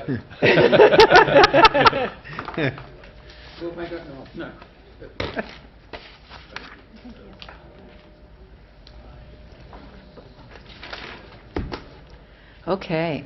We are down to Director's report. Director's report. No director's report tonight, Madam Wow. Chair. All right, then. Can I just ask a question of staff on the, I know I've missed several of the shareholder meetings. Are we getting input from the website, and are the shareholder meetings going well? And I think so. We've had 2 of the stakeholder meetings. We have 5 scheduled. We have another one coming up next week, and I think they wrap up by the middle of the month. The survey has surprisingly been getting good reception. I think we have over 100 responses. Wow. We were hoping to get 30 or 40, so Wow. we're pretty pleased with that. Hopefully we'll get more to come yet. Yeah. Well, that's got some time. Yeah. Great. Um, Commissioner comments? Yeah, I do. Yeah. And it has to do with the survey online, Mm-hmm. or whatever you want to call it. I was concerned that it might not be broad enough, if that is that the best way to say that. I know over the months we've talked about things that we don't like in our zoning ordinance as it is written, but we haven't, there weren't really enough questions or enough polling with regards to what we might want, and that concerned me. I did take it, so I'm one of the 100, thank I you. guess, so Yeah, not to be left out. We struggled a little bit with the content and the length. We didn't want to make it too lengthy so it discouraged people from completing it. I And we understand also that. considered the audience. You know, we want to make it broad so that any member of the public could participate without any knowledge of the vernacular or technical issues. But you're right, I'm sure it could have been better. Okay. Any other comments? Commissioner comments? Thank you. Then we'll adjourn to the meeting of October, yikes, 2nd. Thank you. Thank you, staff. Thank you. Good meeting. Good meeting, commissioners.